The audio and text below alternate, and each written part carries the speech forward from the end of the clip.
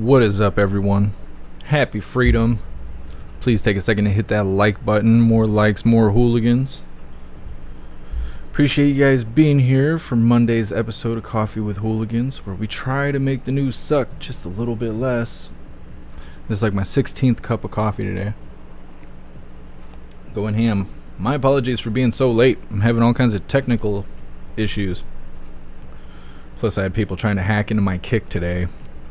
There was like 35 attempts in a row, but they were unsuccessful because the devil's gunning for me right now. But tis what it is.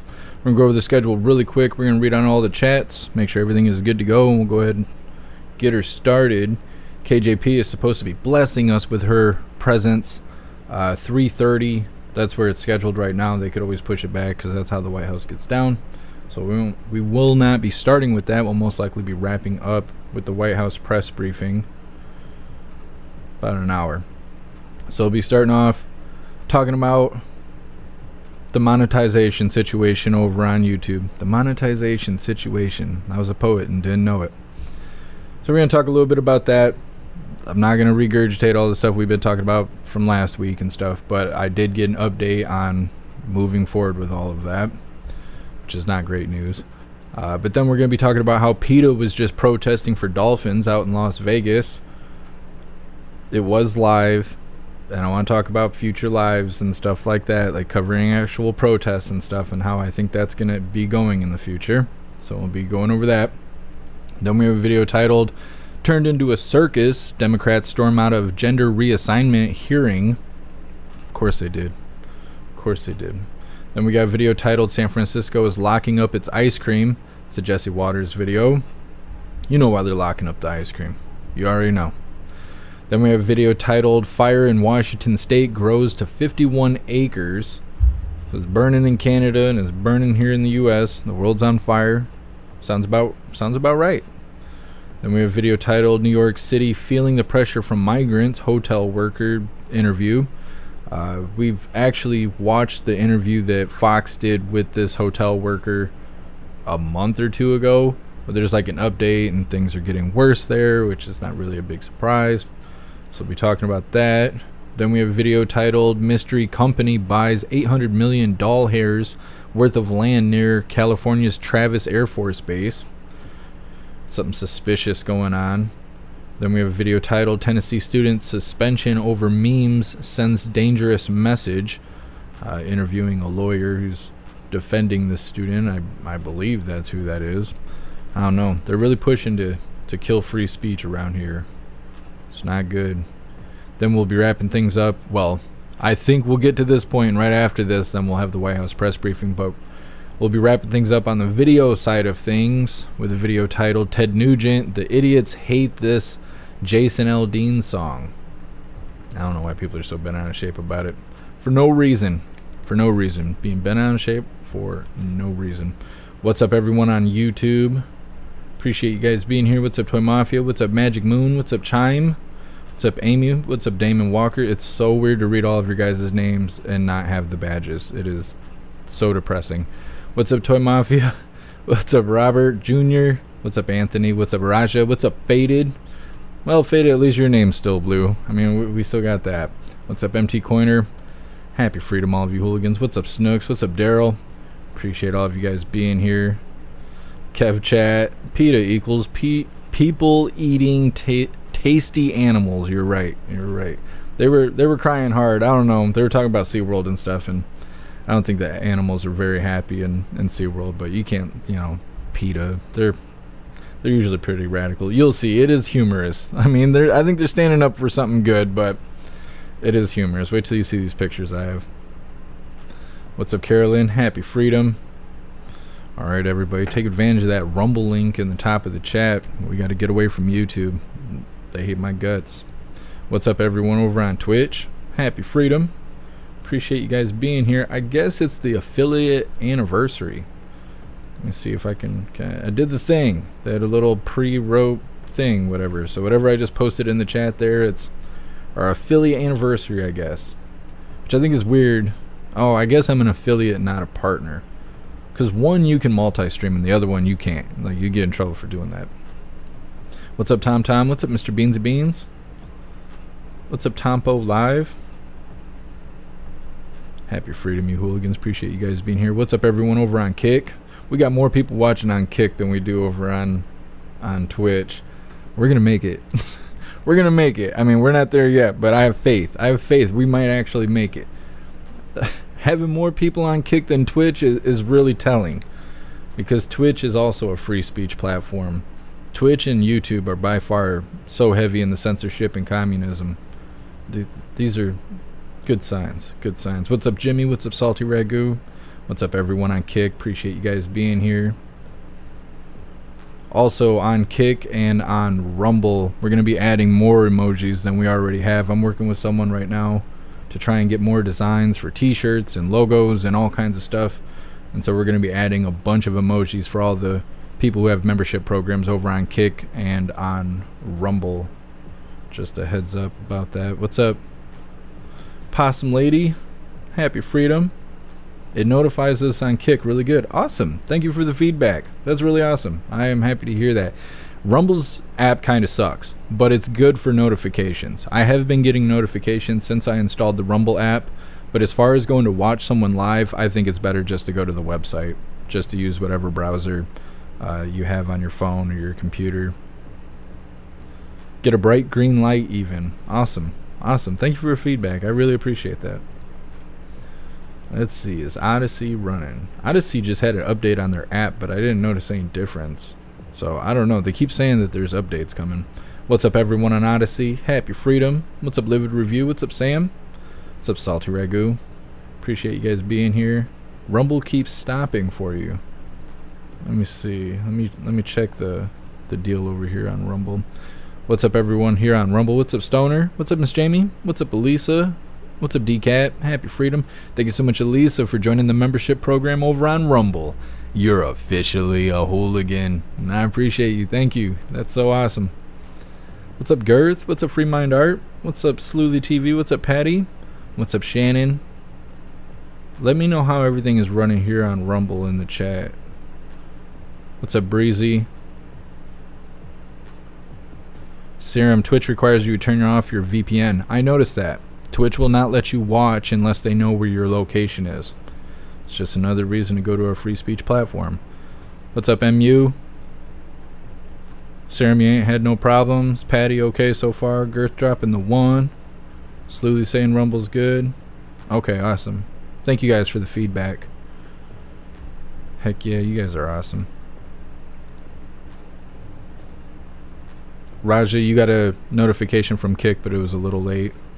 Thanks for the feedback. What's up, everyone on jeffmaclive.com? What's up, Matt? What's up, Sam? Happy freedom. Appreciate you guys being on the website.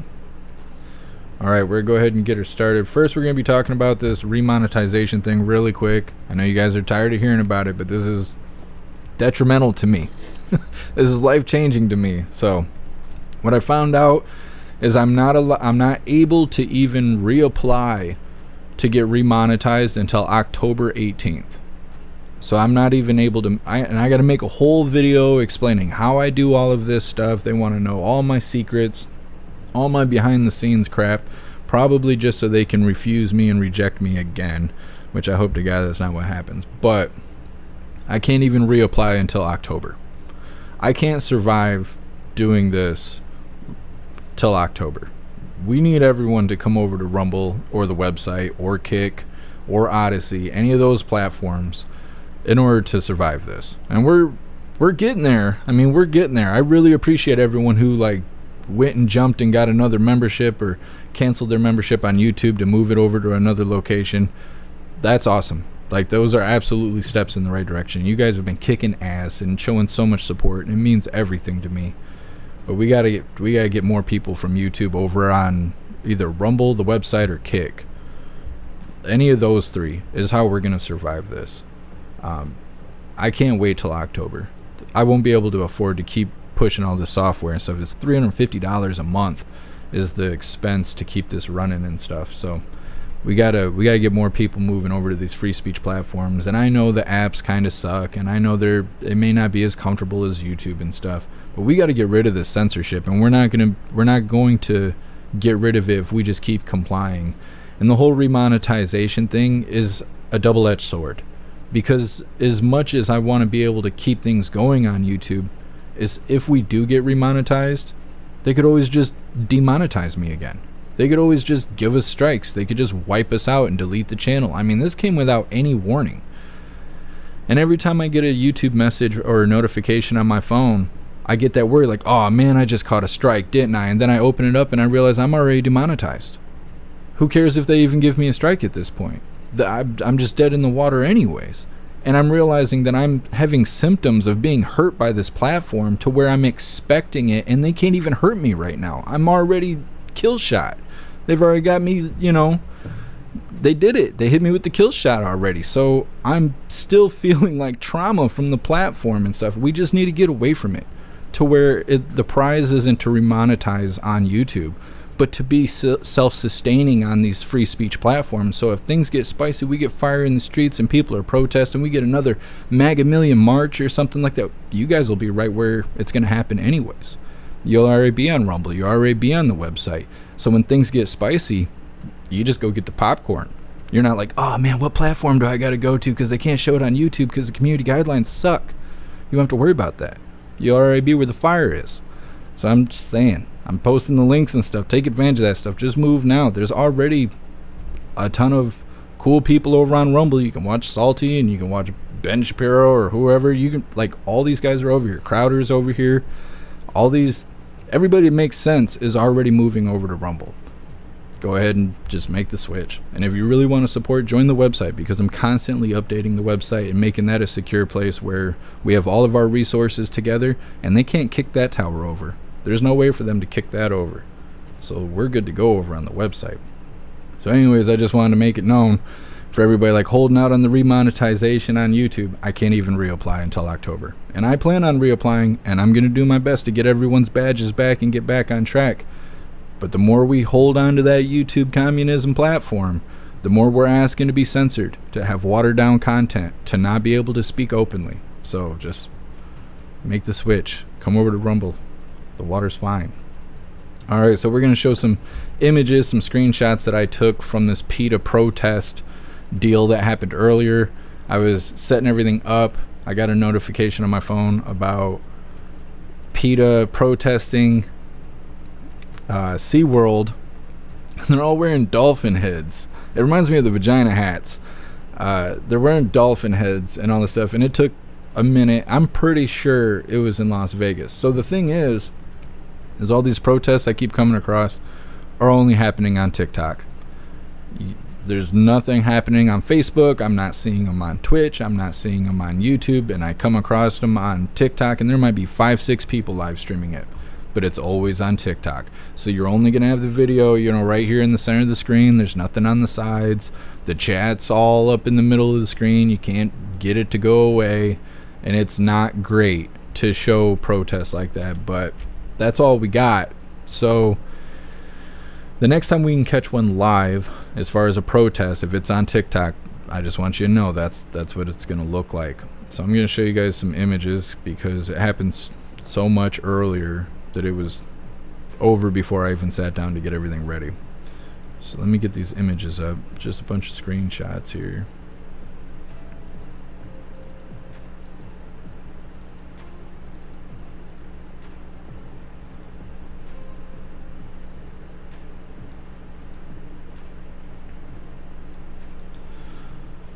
So this is what these goofballs looked like earlier.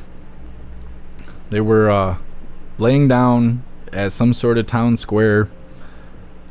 They're in Las Vegas, I believe, defending dolphins in SeaWorld. And I believe that the dolphins probably are not being treated that great, but you could see the emojis on the bottom. There wasn't a whole lot of people who were pro-PETA in the chat, and then they also look like this, the protesters do, which look like every other protester we've ever seen, colored hair, crazy, can't tell what bathroom to use, stuff like that. But this is what they were doing. They were laying around. There was a couple of them walking around with a bullhorn and was yelling out about dolphins and such. This one's here with the green hairs is checking her iWatch, seeing if she's got enough time for another protest. I don't know if you could tell. I know the photos are a little blurry. It's because the live was a little blurry, but they have dolphin heads on, and they're laying in like bodysuits with their dolphin heads. They weren't making dolphin noises.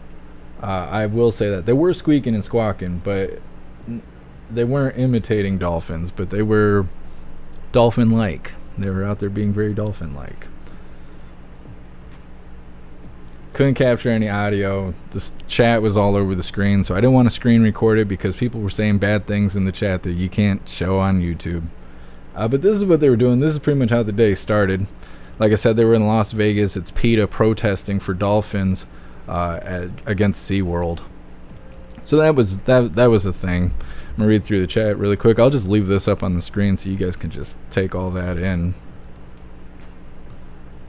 And they look a little flamboyant out there in their onesies and their bodysuits or whatever, and then their dolphin heads. Yeah, what's up, Be a Blessing? What's up, Guess MJ?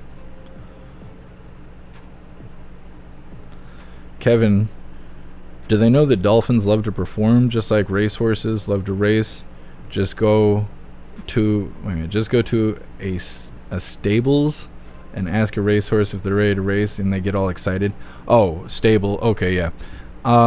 They're not. It's not necessarily them being captive or whatever they call it. You know, it's not so much that they're being treated like pets. It's the forced breeding and stuff like that they were really pressing on, talking about deformed dolphins being born because of inbreeding and things like that, because they're constantly trying to get more and more, keep the life of dolphins going on, kind of like a manufacturing plant, just breeding them so they have enough to do performances and stuff. But yeah, let's see, just reading through the chat really quick.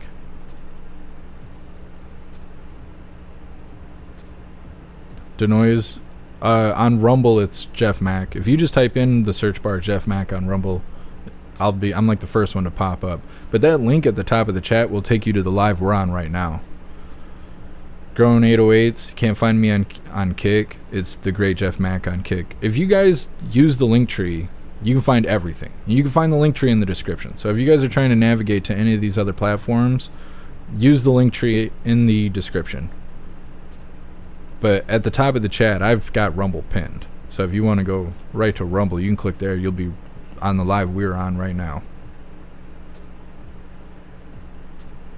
Let's flip through the chat really quick. What's up, Jimbo? Happy freedom. Everybody in the chat for the PETA people, they were all like, get a job, and calling them clowns and stuff like that.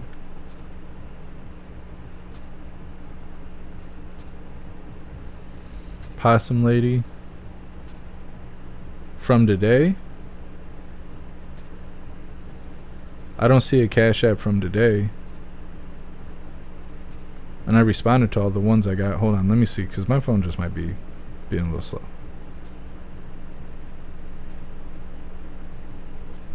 I don't see one from today, but I did get some last time we were live, and I responded to all of them. So you should have a notification of a response. I believe you'd be notified from the response. Possibly no one records anything in Portland anymore? No. Nope. Not anymore, because they were incriminating themselves, and once the police had nothing better to do, because they weren't standing out with bicycle police lines, they started taking out Antifa. Little chunks here and there. They could find video and they'd go make an arrest and stuff like that. So they stopped incriminating themselves. That's why we don't ever have footage from anything in Portland. They're still there. Those wicked people are still there. What's up, Wicked Patriot? Happy freedom.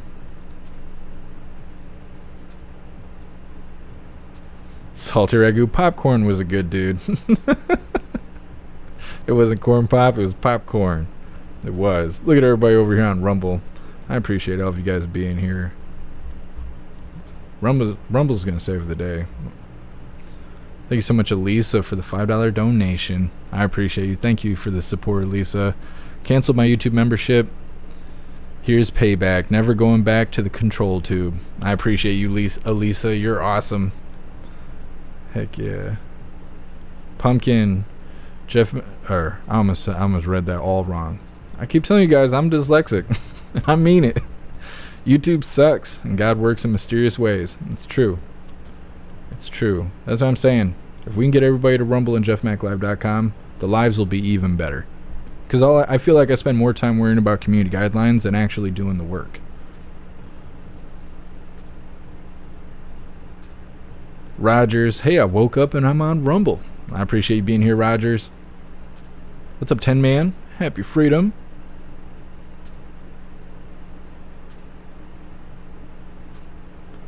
Alright, we're going to move forward to this first video here. It's titled, Turned into a Circus, Democrats Storm Out of Gender Reassignment Hearing. Of course they did. They don't want to hear them facts. They don't want to hear how wrong that is. They just want to talk about mutilating children. Because that's how they get down. Out there being dusty Democrats. We're going to make t-shirts, Dusty Democrats. I'm actually going to make a t-shirt today. I was thinking about it before the live. That's going to say on it, you sound like a Democrat. Because Red Team's going to wear it all day. Saying, you know, people reading that, you see anybody triggered, you know why. But Blue Team thinks that's a good thing. So anybody that's Blue Team, they'll buy the shirt too. Because they think it's a good thing. It's a win-win. That's like grade A marketing. See, I didn't even have to go to college for marketing. I already knew up front how to get it done. We're going to get that today. You sound like a Democrat. Got to put a little twang behind it. I don't know. We're going to go ahead and get this started. Was pretty heated last week as Democrats chose to walk out and protest rather than to listen to an expert explain what gender reassignment surgeries really look like. I'd like to show a video, a brief interview that was conducted by an expert in gender reassignment surgeries from Oregon's healthcare system. Madam Chair. Madam Chair. I object. I move that the committee adjourn. This has turned into a circus. I move that the committee be adjourned. Florida Congresswoman Kat Cammack joins us now with more. Good morning to you, Congresswoman. Hey, good morning, Ainsley. Good morning. So they're debating whether or not our tax dollars will go to children's hospitals for these gender reassignment surgeries. You're against that. You wanted to play a video of an expert who says it's basically experimental at this point, and the Democrats walked out. Why didn't they want to see this video? Well, Ainsley, I think it's because it proves exactly what we've been saying all along, that this is experimental. This is, I want to say, almost akin to a Frankenstein experiment on children. You know, there is no consent that you can give as an adolescent to change your anatomy, particularly when in this video, the surgeon himself admits that these kids have, in many cases, not had their first sexual experiences. And how do they affirm what things are supposed to feel like and look like when they just don't know? They talk at length in this interview, in this video, that things in the operating room never stay the way that they actually are going to be. It's no peer-reviewed research, that it's just trying to figure it out in the moment. They're using robots, taking the intestinal and stomach lining of these kids' bodies to create canals. And it's just, it's a giant experiment at taxpayer expense on kids that really are just trying to figure themselves out. Now, if you're an adult, you know, that's your choice. But these kids haven't even gone through puberty in some cases. So essentially, Republicans are trying to address the physician shortage, which by 2034 is going to be 125,000 doctors short, by saying we're going to focus on the real issues here and addressing this physician shortage. Radical Democrats said no, not unless we include gender-affirming surgery for adolescents. Okay. It's crazy. Congresswoman, we have a clip of what you showed. Y'all took a vote. Republicans won. The video was shown in front of this committee. The Democrats chose to walk out and never saw this. But here is what was played. This is what you wanted them to see. Those of us that do a fairly high volume of genital gender affirming surgery, you know, we've maybe done a handful of pubertally suppressed adolescents as a field, and no one's published on it yet. OHSU we're just putting our first series together as we're kind of learning and figuring out what works. But it's really changing things. So why don't the Democrats want to hear everyone's opinion, the experts. This is a physician that does these surgeries, and they didn't want to hear what he had to say. But when we're talking about our children, isn't it important to hear all sides and then they can make a decision? Absolutely. And if I was a constituent in any one of those Democrats' district, I would be asking and demanding answers. If you are going to take a science position, a data-backed position on whether or not to use billions of taxpayer dollars on these types of surgeries, wouldn't you want to know all of the facts? And I have to give a shout out to Chairwoman Kathy McMorris Rogers of the Energy and Commerce Committee. She allowed this video to be played because there are no secrets. We have to get to the bottom of it. Whether you agree with it or not, you should know exactly the fact that this community has no idea what the long-term implications are. We're talking about really maiming kids who haven't made a decision in their life about consent or what they want to do with their lives. It's really difficult for prepubescent adolescents to make decisions about their anatomy when they don't even really understand it. And I've heard you say that these hospitals don't get enough funding as is. So the money really needs to be focused on things that the children really do need. You say no reassignment surgery and no puberty blockers for individuals under the age of 18. Where does this stand now? How is this going to end up? So Republicans were able to block the gender reassignment surgery funding for adolescents in the committee, and this will now move to the House floor. I'm really proud of the work that we've done in focusing on the issues that matter. Ainsley, as you said, childhood cancer, it increases by 1 percentage point every single year. So we need to focus on things that are really, really pressing, things that are right now happening in front of us. Now we go to the House floor where we take a full vote, and I encourage people to reach out to their members of Congress. Get the word out how they feel about it. If you don't believe your child should be getting their anatomy rearranged by an experimental surgeon, let your representative know. Congresswoman, thank you for coming on. Thank you so much, Ainsley. You're welcome. I'm Steve Deuce. Well, of course they want to hear the facts on that. Had to run out of the room. They don't want to be told no. They're just a bunch of sick individuals that want to mutilate children and overglorify it. I read something funny in the chat. I'm looking for it right now. Patty and Serum's comments mixed together turns into pink-haired starfish duster. That's the doctor's username when he's on Instagram playing a part in the pedo ring that they have going on over there. The pink-haired starfish duster. It's no good. It's no good. Yeah, I can't believe that people want to do that. And I like the point that's being brought up all over the internet right now is if having a wiener doesn't decide what bathroom you're supposed to use, then why are they so fascinated with trying to either create one or remove one? Why are they're all about that. They're practically selling t-shirts over it. It makes no sense to me. Look at everybody in the chat. The pink-haired starfish duster. Yeah, that's rough stuff. Edward, I stole your catchphrase. How did I do that? What was it? What did I say? That should be my catchphrase. What did I say now? Awaken one, it's an assault on God. Oh yeah. It's popular right now to hate God. It has been for a couple of years. Now they've already taking God out of school and everything, and now saying that people don't believe in God, or people having upside down crosses tattooed on them, or saying God isn't real. That's not good enough anymore. They can't get a rise out of anyone anymore. So now they're just perverting everything that they can. That's the only way that they can spread that agenda, to be anti-God and all of that, just to be sick, vile, twisted, evil, any of those phrases.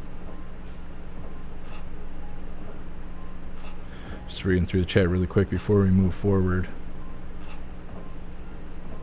DeRosa, Dr. Pink Hair, yeah. Kurt, 90% of Americans are ear biters. A little bit. It seems that way. Some days it seems like there's not a brain out there thinking. It's rough. Those are rough days. Serum, don't look it up, but they look like skin burritos. There's a doctor on Twitter that posts the results of those surgeries all the time, and it is so hard to look at. You know, you see that image come across your screen, it's all blurred out, and then it says like it's graphic, and do you want to see it? Of course you do, so you click on it. You just practically break your finger through the phone to try and figure out what that image is, and then it's some sort of man-made wiener or something like that. It looks like a broken Hot Pocket, and you're like, what is that? What am I looking at? They're like, this is your new care. This is your affirmation care that you were asking for. No thank you. No thank you. It looks like a broken Hot Pocket. There ain't nothing like banging a wound. You know, that's, I don't know. And then they say all this stuff. They're like, if you won't date a shape-shifting man-made man, then you're a bigot. I'm a bigot then. I'm not dating a shapeshifter. I don't care what you call it. I do not care. Wicked it is. It's a broken Hot Pocket. It looks terrible. It looks terrible. It's not funny at all. You gotta laugh just to prevent from crying, because it's not good. It's not good. Twitter gets dark really fast. You gotta be careful what you're typing in the search box. Silver Wolf, I'm trying to eat. Well, I'm not gonna show you any pictures. Don't you worry, I'm not gonna show you any pictures. It's bad enough I'd probably get censored on Rumble. Like, it's terrible looking. Miss Jamie Dr. Lupus, I think her name is. I follow her. I hadn't clicked on the show button. Yeah, don't click on it. You can't ever unsee that image. And really, you're looking at a shapeshifter's wiener. So, I mean, don't do it. Don't do it. It's you've heard enough, okay? RK, I'm a proud bigot. Yeah, I don't want to date, you know, Frankenstein's monster. I don't want no part of that. We're hitting through the chat really quick. Matt, he works at Oregon Health and Science Institute. They also have can we say primate? Can I say that? Am I getting in trouble on YouTube if I say primate? They have a test center there. I wonder if that's where Elon got his monkeys from.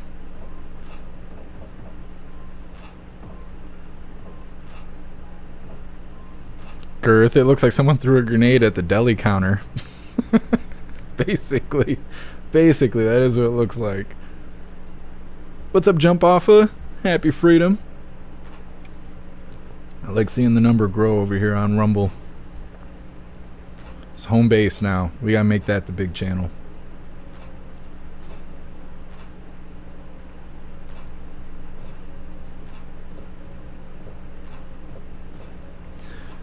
Possum Lady, my son found a clip on TikTok where there was a dude showing how he removes his ass hair.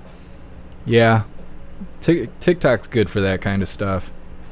It's like, want to know a life hack? And then he sets his ass on fire and he's like, 2 minutes and the job's done. Yeah, TikTok is crazy sauce. I wonder why TikTok is so popular now, but Vines didn't take off the way that TikTok did. A lot of people liked Vines, and I don't know if it's because the platform sucked, because I had the app for 2.5 minutes, and it was trash, so I just got rid of it.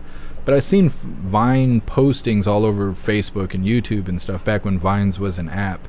But Vines wasn't much different than TikTok, so I'm kind of surprised that TikTok is so popular versus how Vines was when that was a platform.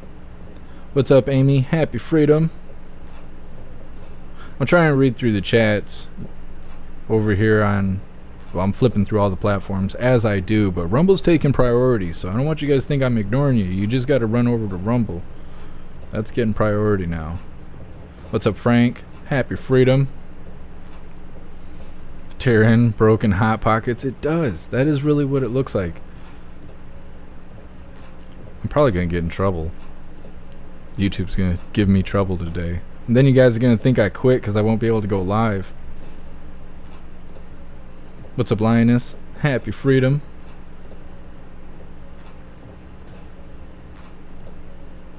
Anthony, pure evil.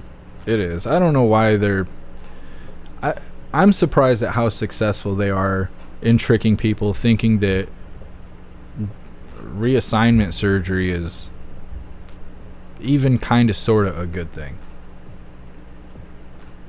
How do you sell that to anybody? You can only sell that kind of idea to stupid people. There's no way around it. Mutilating your child permanently by using surgery, How do you get excited about that? How you go and post that all over Facebook? Oh, I'm so excited. I'm going to do this to my kid, and I'm going to tell all my friends they should do this to their kid too.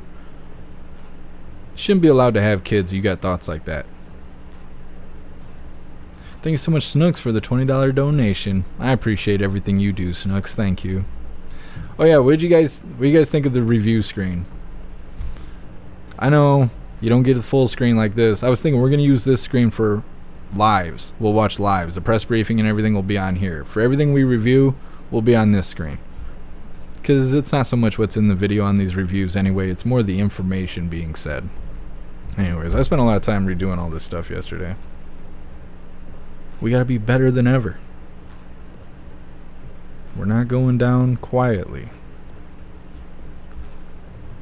Everybody typing broken hot pocket. I didn't know I was going to break the internet with that one.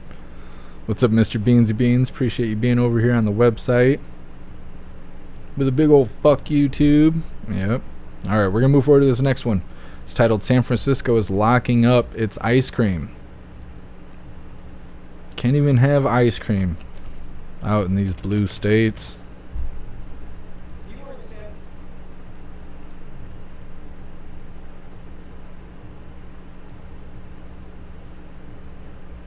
I don't think I'll ever go to San Francisco. I just can't imagine ever putting myself through it.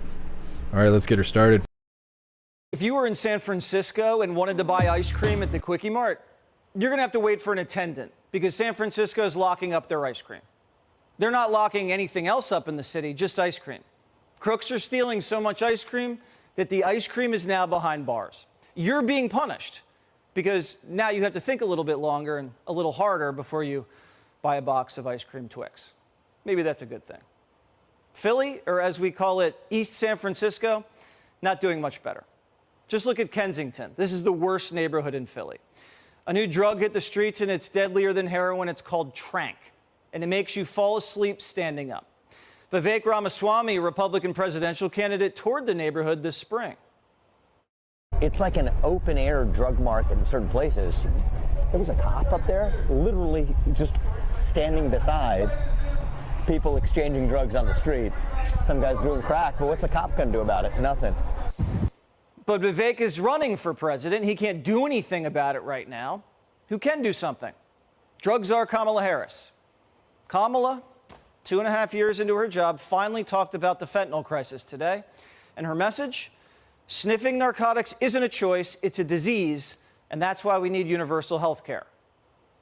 We still have a long way to go in our country to accurately and appropriately talk about what substance use addiction really is. It's a healthcare issue. We must destigmatize this issue. We must remove judgment from this issue. We must understand that most people don't choose to have a substance abuse disorder. It is not a choice they make where they can then say no. So we went from just say no to drugs to can't say no to drugs. Hey, Sean Hannity here. Hey, click here to subscribe. Can't say no. I don't know. I was going to say she sounds like an idiot, but I say that every time she's on the screen. Oh, Hyena Harris. She knows a lot about substance abuse. You could tell by her body language. It's someone else's fault. It's someone else's fault that people are addicted to drugs. It's not their fault. It's someone else's. That's blue team lingo. Wow, my whole page just went grid. I don't know if that's the browser or what just happened there. Pink Lady says she's dumb as hell. She is. Full-blown idiot. Full-blown idiot. She always thinks she's saying something, but she's just talking forward and backwards. That's all she's ever doing. She's on her way out. There's no way she'll be around after next election. I just can't see it. You'll never see her unless she's making dumbass statements like that, and then she just disappears again. Just gone.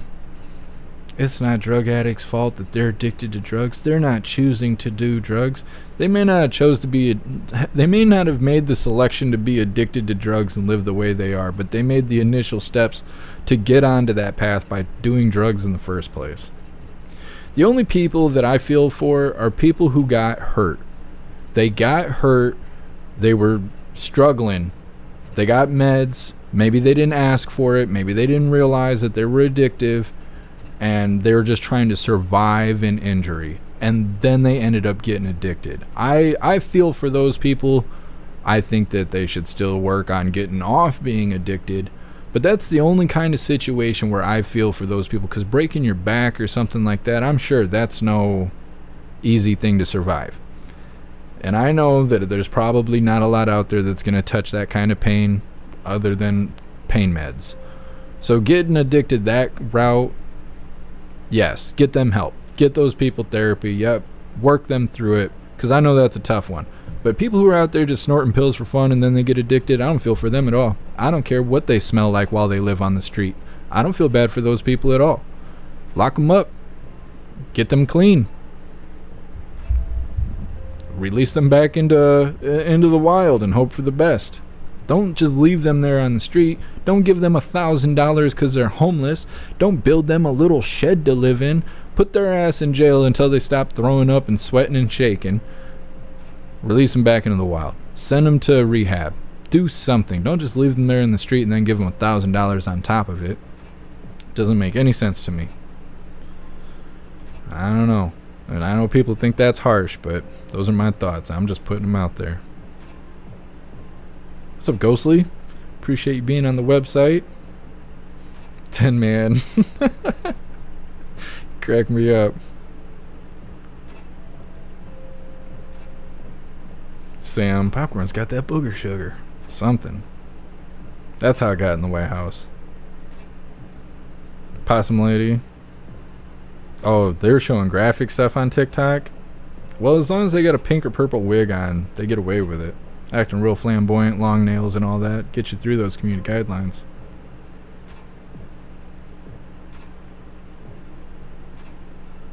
Kabuki, did you see that the World Coin launched via the Sam Altman weirdo? No, I did not see it. I'm gonna pull that up though so I can research it after the live. Still waiting on Jen Balsacki. I have a third monitor where I have that pulled up, keeping an eye on when she's staggering out on stage. We still got 20 minutes though. 20 minutes before she's supposed to show up. So it'll probably be a little bit longer than that.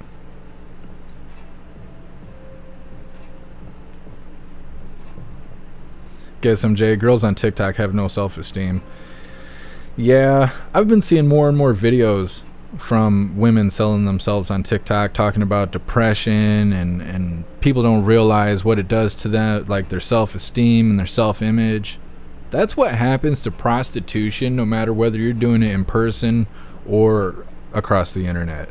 I don't know. There should be more awareness to that, I think. I think too many people get caught up in thinking they can buy a new house selling feet pics, and then they realize feet pics ain't getting the job done. That's just opening the door. Next thing you know, you sound like O'Reilly on Talladega Nights. He was like, I was pulling my butt apart, saying stuff like that, because that's the only way. That's the only way. It wrecks their self-esteem. Oh, did I say Jen Balsacki? Nah, I must have been dreaming. I meant KJP.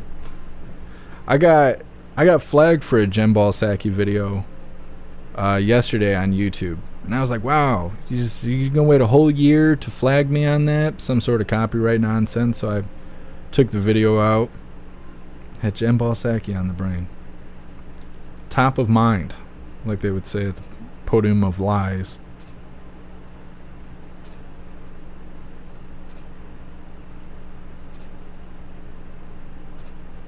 Two ruby shoes. My son told everyone, even strangers, that I did drugs because I smoked cigarettes and had to explain to strangers that strangers cigarettes so they'd quit giving me looks. Kids are the best. Kids are the best. They say crazy stuff. That is hilarious, but I can imagine how frustrating that would be, having to explain to people I don't do drugs. I had a friend that had a child, and they still do, but the kid was walking around going, my dad's got a gun. My dad's got a gun. My dad, he'll shoot people. He's got a gun. I'm like, yo, you cannot say that, okay? Do not walk around telling people that. And the child didn't know. He's like, what? He does. He has a gun. And he uses guns to shoot people. And it's like, ah, man, that's rough. That's rough stuff. Ghostly over here on Kick. Appreciate you being here.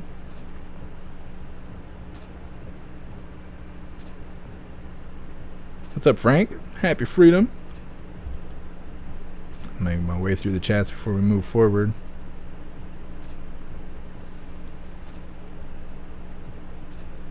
Pink lady. She's dumb as hell. Yeah.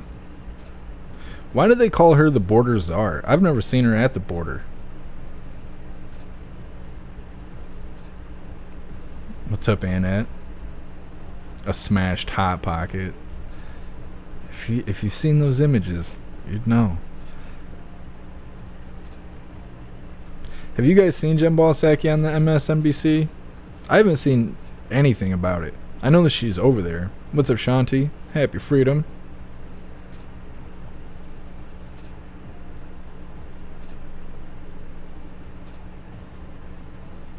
Taryn, I used to say the same stuff like that when I was about 10 about guns. Yeah. That's why you gotta watch what your kids see and what they. You gotta. I'm trying to think of a way to say this. Invest in your kids' knowledge, so they know. So when they talk about, Dad's got a gun and stuff like that, we're like, Dad's trained to have a gun. You gotta correct their wording a little bit. I don't want to call it coaching. You don't want to coach them. Invest in their education. What's up, Christopher? Happy freedom. Bubba, never watched MSNBC. I haven't either. We did play a clip the other day where they were crapping and screaming really hard about the Orange Eagle. They were really mad about the Orange Eagle. Because he was saying in an interview, he said something like, if they try to send me to jail, I think that could be dangerous. He's saying that people that support Trump are very passionate, and it could be dangerous to do something like that. MSNBC was just slamming their man pond so hard inside themselves, just screaming and crying. He's making threats to the federal government. What does he think he's doing, threatening a judge like that? Because he said it was dangerous. It would be dangerous. You'd be pissing off America if you put the Orange Eagle in jail. Well, they were crying real hard about it. We're going to move on to this next one. Ghostly, you crack me up. This next video is titled, Fire in Washington State Grows to 51 Acres. 51 acorns. I'm having deja vu like really hard right now. We're tracking 4. I mean, I didn't predict I'd be demonetized today, but that's what happened. All right, let's get her started. We're tracking 4 major wildfires from southern Oregon to the gorge. On the Washington side of the gorge, the Newell Road fire has reached more than 51,000 acres as it burns through the grasslands of eastern Klickitat County. The fire started Friday afternoon. High winds are making it difficult for firefighters there. Several structures near Bickleton have been destroyed. Level 3 go now evacuation orders are in place for areas north of the Columbia River and Washington Highway 14, with level 2 orders in effect for Roosevelt. The fire is 0% contained.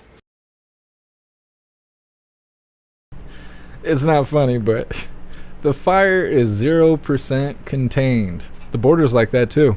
The border's just like that too. 0% contained. Yeah, fire in Canada. Supposedly that's still going on. I haven't seen any much new footage. All the footage I see seems to be recycled. But yeah. Fire in Canada, burning right over me here in Michigan. Now the West Coast is on fire. Southern Oregon and Washington State on fire. Yep, the world's burning. It's right on time. It's right on time. People keep saying that we're in the end of times. Now we got all this fire. It's starting to look like hell around here. It's no good. We just covered that just, to add fuel to the fire. Like that.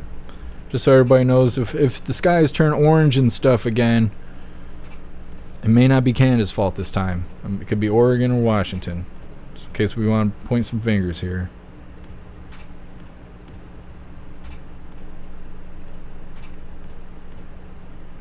What's going on here? There's no way KJP is going to be early today. I don't know why they kicked that live over.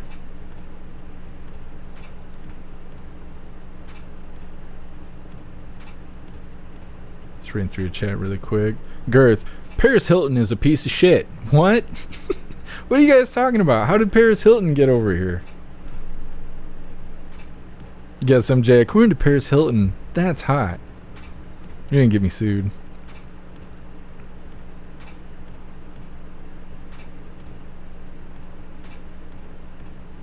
DCAT, what does it matter?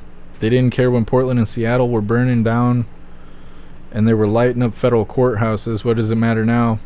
Oh, we're just covering it just so if when the smoke come and affects the rest of us that have brains and stuff, that's why. It's nobody over there probably cares. They're probably lighting their torches up.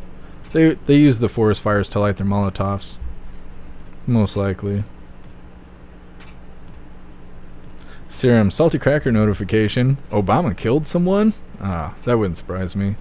He didn't do it. He had Hillary do it.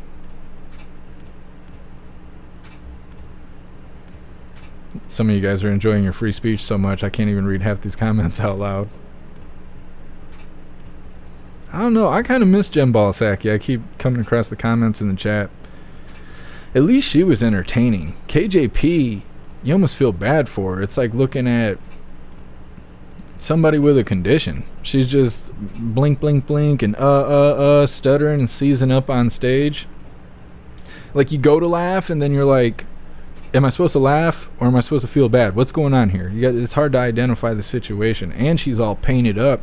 You see the picture I stick over in the corner, her mascot photo? That's her. That's a real picture of her. People are always like, what's that in the corner? That's KJP when she's not at work. I don't know. True Ruby Shoes, it feels like hell in Texas with the heat temps. How hot is it there?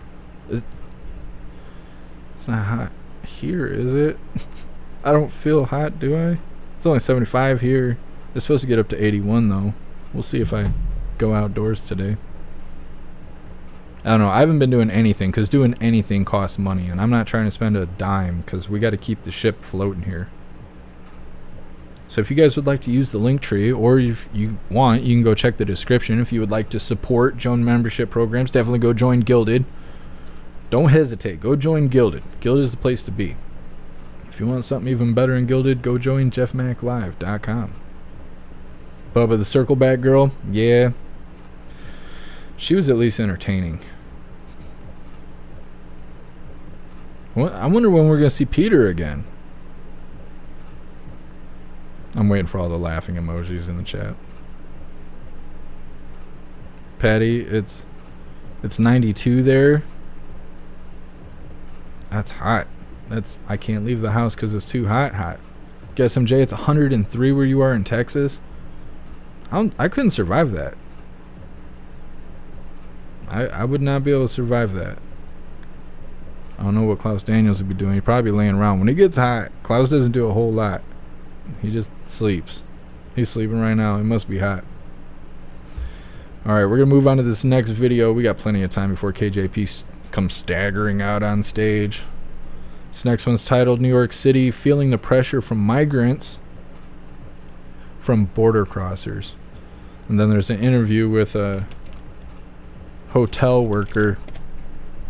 We covered the first part. They actually mention it in the video that they interviewed this hotel worker a month or so ago, and he was talking about how the people in the hotel had like drunk minors walking around and stuff, like kids being intoxicated, when we covered it when the video was new. So this is kind of an update on this situation, and it's even worse.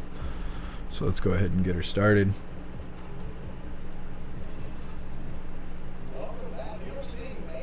Adams is urging migrants to consider other cities as destinations. His administration is even planning to hand out no vacancy flyers at the border as the city announces a 60-day limit in shelters. Many of the hotels in the Big Apple have been converted to shelters and are struggling with the influx. Our next guest worked at New York's largest migrant hotel, the Row Hotel, and came forward after he saw drunk children, violence, guns, and drugs. Carlos Arellano joins me now Good morning, Carlos. Now, I remember when you came on a few months ago with us, and there were videos of these hotel rooms kind of ransacked, and a text and a screenshot of someone telling you, hey, this kid's drunk. With that state of debauchery happening in these shelters, is Eric Adams a little bit late to the game, finally saying now maybe this isn't a good idea? Yes, he's very late. What it is he's feeling the pressure from the migrants telling their family back at home, hey, we got luxury hotels, come on over to New York. Everything's being handed to us. And the word of mouth is getting around. And he's feeling the pressure from the very demanding migrants wanting luxury hotels. But when they arrive to the city, they see that all the luxury hotels are already all handed out to people. So they're becoming very angry and more violent than before. And it's starting to look a lot like the riots in Paris lately, and that's where I see this heading. That's interesting. I know what you're talking about with the Paris riots. A bunch of migrants come into one area, and then the migrants rise up. And so when you're down there at the border, or you're in Texas, where they're crossing the border. What are they saying when they get into Texas? What are they saying when they first get into the country? I believe the cartels are kind of giving them information that's not right. Yeah, they're telling them everything's being handed to you all at these hotels. Go to the large cities, make your way on over there. You're getting everything from healthcare to Uber rides to daycare services, everything that you can think of. And when they arrive to the city, they're arriving, and who can blame them? You know, when everything's being handed to them, I wouldn't say no to something free, but what happens when those free things are no longer there to be given out anymore? They're going to be upset, and rightfully so. And this is exactly what it goes back to when I said that Mayor Adams and the city of New York don't know what they're doing. And you're right. If you advertise yourself as a sanctuary city and you tell them you will do these things for them, you're bringing them into a situation where you're kind of obligated to do so, and it looks like New York didn't have what it needed to do it. Exactly, and it's scary to say, but the situation, from what I'm seeing, the friends that I still have who work there, they're telling me contracts are running out, money's running out, and people are becoming more upset because the new shelters are not as luxurious as the Row Hotel, as other major hotels with migrants. And it's just going to be getting people even more upset, and we're heading straight to the riots in Paris. Yeah, I hope not. I really do. I think the crisis at the border has become a crisis in pretty much every town that's involved in it now. And Carlos, thank you for being a whistleblower and showing us what's happening. Yeah, thank you for having me. I'm Steve Ducey. I'm Brian Kilmeade. It's only going to get worse. It's only going to get worse. They're telling them all that they can go to these sanctuary cities, and then they get there, these border crossers, and then when they walk up to their 5-star hotel that they're supposed to be staying at for free, they're getting turned away. Now they got to sleep on the streets. Well, maybe we should just stop letting them in. We don't have enough room for Americans, let alone people from other countries. Doesn't make any sense. Doesn't make any sense. They're just concerned with trafficking their children, and then we're stuck with all the adults sleeping on the streets, their family broken, they're mentally and emotionally torn. How many ever of them could be criminals or terrorists? Nobody knows because they're just walking across. And now New York's having more problems than before. Oh, weird. That's weird. And now they're saying, or at least these individuals are saying, that it could potentially turn into a Paris situation. Good luck with that. Good luck with that. New York's going to be on fire. It's going to be border crossers versus New Yorkers. Pretty sure that's going to go the way you assume it would go. And then they'll go back to saying it's racism. And then they'll keep the fire fueled with racism. Good stuff. I don't know how people tolerate living in New York. I always wanted to go to New York, but now, like, knowing all that's the thing, is like when I was younger and I was just focusing on music, I wanted to go to New York, I wanted to go to LA, I wanted to go to Atlanta, all the places where music does really well. And now covering all this stuff, covering the riots and the protests and stuff over the last almost 4 years. I don't want to go to any of those places. Like, I think I might be all right just looking at pictures, looking at Google Earth, just scrolling through Google Earth and be like, yeah, this is probably the best tour I'll get if I go to those places. 10 man, 81 million voters can't be wrong. I mean, maybe. We gotta check the accuracy. We gotta count some numbers.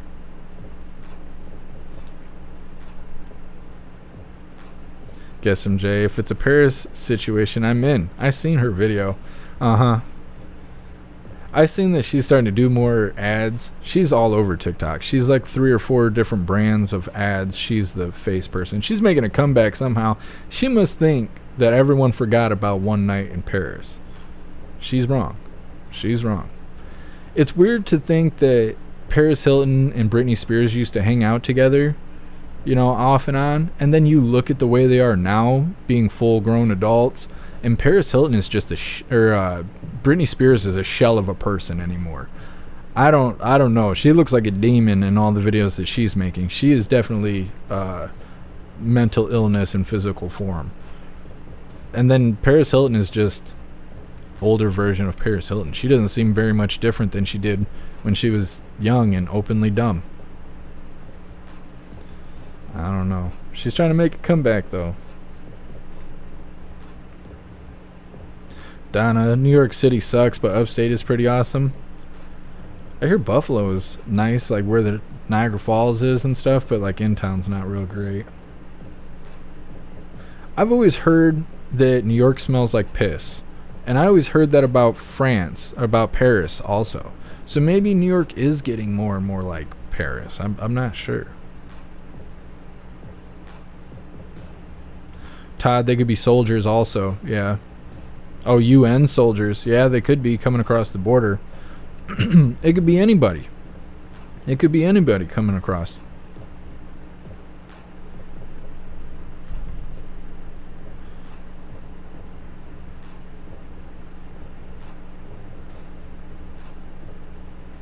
Somebody said something. I'm looking it up.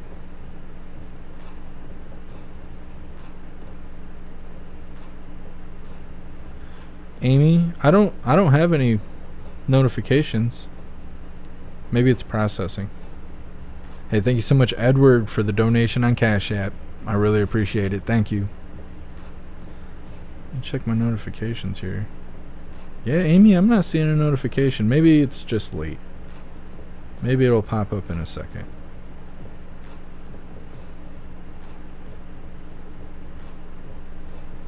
Huh. Well, I appreciate the support, Amy.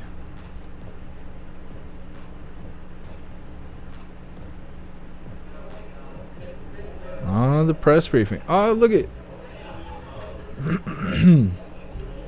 sign language lady went and got her hair done. She's out here styling. It's a special occasion. It's a special occasion.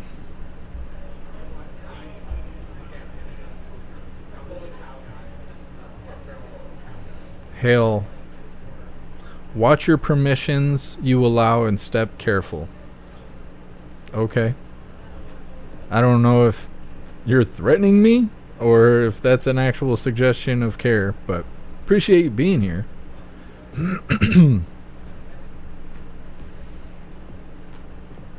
So what do you guys think she'll be wearing today?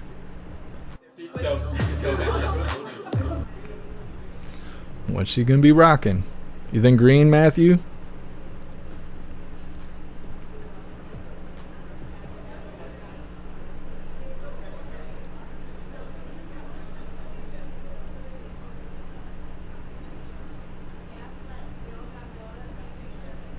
Pat, do you think green? Melissa, black?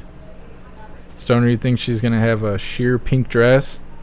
What is the... You see the guy up there with the pink shirt? Miss Jamie, you're saying purple? See, you're trying to copy me because I got it last time. That's what it is. I think she's gonna be wearing...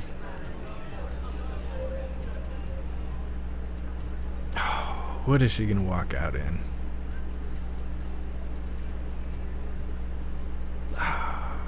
We'll go with salmon. I think she's gonna come out in salmon. Not the salmon you guys are thinking. I know the chat's going to go crazy now that I said that. Not salmon slamming, but you know. There's no easy way to say it. Pink-ish. Guess MJ, she's going to come out wearing a Hot Pocket wrapper. Maybe. Could be. What's up, Space Baby? Happy freedom. Make sure you guys are hitting that like button over on Rumble. We might get on the front page. The last live that we did on Rumble, I think we were top 10 suggested lives. Oh, am I? No, I'm wrong. What is that color? I wish I was in prison orange? I don't know what it is. And they were not wrong. You say that one time? Kick the tires. Prostitute. Okay. You guys look amazing in the new chairs in here in this refurbished press briefing room. You hear that? I look amazing. I wanted to shout out to everyone who moved heaven and earth, literally heaven and earth. If you saw what this place looked like on Saturday, you'd be shocked to really get this done as quickly as possible. So from construction workers, the crew, to the White House and GSA staff, to your WHCA leadership, Tam Keith, who is no longer the president, as you know, but we now have Kelly O. So thank you so much, Kelly O'Donnell, to be more precise. So this was a big undertaking, and the room looks amazing, and it looks great. So congratulations to all of you, and thank you for that. All right, so a couple of things at the top before we get started. So wanted to turn to some big news, as you all heard from us, that we're going to be doing this week, actually tomorrow. On the 82nd anniversary of Emmett Till's birth, President Biden will sign a proclamation to establish the Emmett Till and Mamie Till Mobley National Monument in Illinois and also in Mississippi.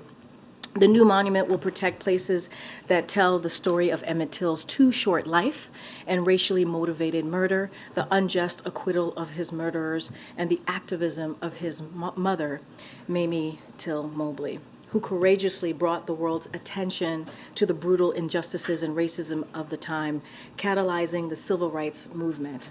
The monument will include 3 separate cities in 2 states, as I mentioned, including Robert Temple Church in God in Christ in Bronzeville, a historically black neighborhood on Chicago's South Side, where thousands of people gathered to mourn and bear witness to Emmett Till's death in September of 1955.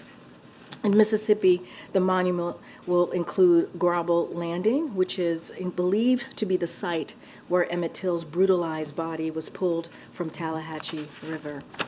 The third site is the Tallahatchie County 2nd District Courthouse in Sumner, Mississippi, where Emmett Till's murderers were tried by an all-white jury and wrongfully acquitted. This will be the president's 4th new national monument since taking office. The designation reflects the Biden-Harris administration's work to advance civil rights and commitment to protecting places that help tell a more complete story of our nation's history. And it comes at an important moment. Let's not forget what we have seen these past several months as we witness extreme officials in Florida and across the country lie about American history. The most recent example, shamefully promoting a lie that enslaved people actually benefited from slavery. It's inaccurate, insulting, it's hurtful, and prevents an honest account of our nation's history. In Jacksonville on Friday, you heard from the Vice President Harris, and she said, this is an attempt by extremists to push an agenda that continues to attack Americans' freedom, to learn our true and full history, and it will not stand for it. We will not stand for it. Prostitute. The Biden-Harris administration will continue to speak out against hateful attempts to rewrite our history and strongly oppose any actions that threaten to divide us and take our country backwards.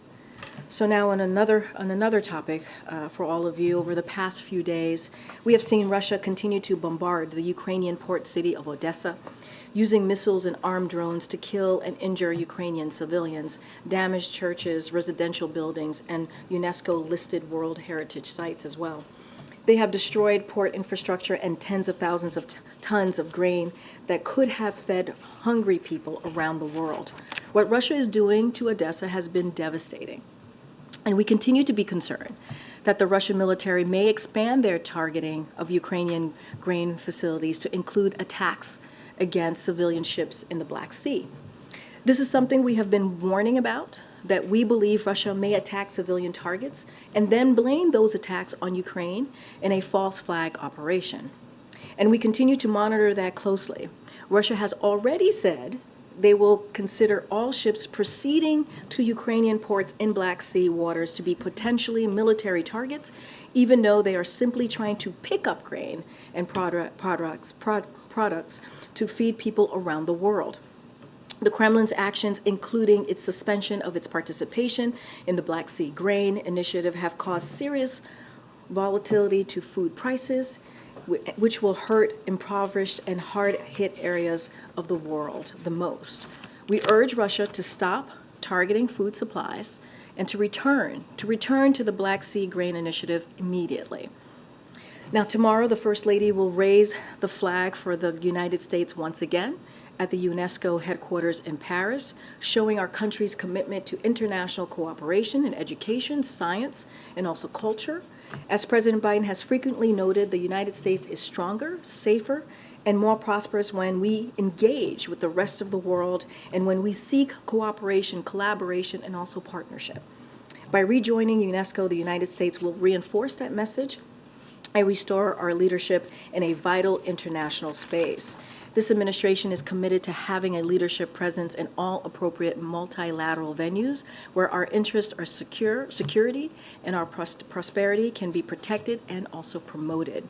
And finally, one last announcement here. I want to say a word about my colleague, Louisa Terrell, and also Shawanza Goff, who will be taking over at the helm of the Office of Legislative Affairs in the upcoming days. Since taking office, President Biden has relied on Louisa Terrell's tireless leadership of the Office of Legislative Affairs, and she has consistently delivered for the American people. Louisa has been a key member of the President's team for many years, and we are incredibly sad to see her depart from the White House. But know that but no one around here, it's always very tough to say goodbye, and so she knows that, and we will miss her dearly. Today, as you all know, the President is proud to announce that Shawanza Goff, a day one member of our team, will serve as Assistant to the President and Director of Legislative Affairs. Shawanza has strong relationships across both chambers and both sides of the aisle, forged over more than a decade on Capitol Hill. She will be the first African-American woman to serve as White House Director of Legislative Affairs, and we know that her experience, instincts, and deep respect for Congress will continue to serve our administration and also the American people as well. With that, Amr, did I put you to sleep? What's going on? No, you're talking. I'm trying to just keep up with all your stuff. I'm just teasing. I'm totally teasing you. So these seats are quite comfortable. Oh, see, that's what it is. It's not me. It's the seat. I got you. Okay. Go ahead.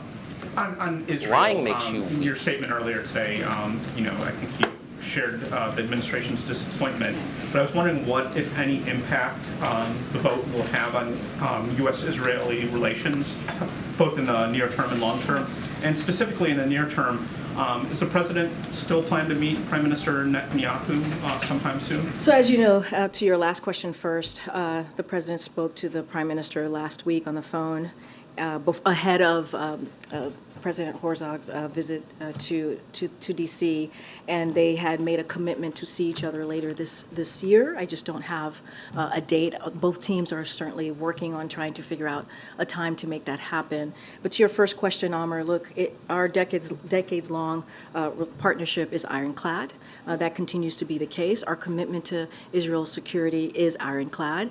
And one of the things that you've heard us say before, and I'll reiterate, the core of that relationship is certainly on democratic values, is shared democratic values and interests, and that will continue to be the case. President Biden has had. So you guys are gonna talk about hurting kids or what? For decades, it is a personal relationship. It is a lifelong friend of Israel, as I mentioned in my statement that came out moments ago, and we are going to continue to engage our Israeli counterparts to try and strengthen that special bond, and that certainly will be the plan going forward. Yes, just on a separate topic, is there any better sense of Private King's well-being and health the general conditions he's currently in? And then also, is there any better sense of his motivations when he fled? Was his intention to defect?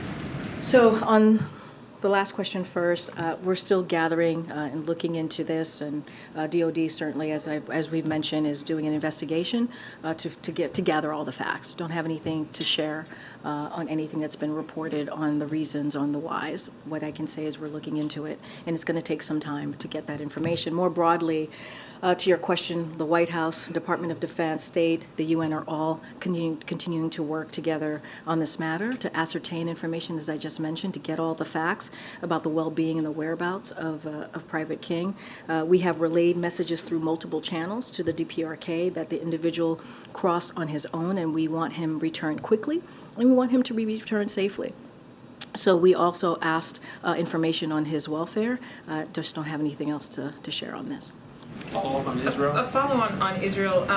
We saw the president's comments over the weekends, your remarks today. Now that this vote has happened, does the president have any plans to speak to Netanyahu today or in the coming days just to convey those thoughts to him directly? Don't have anything to share on any upcoming conversation or calls that the president will be having.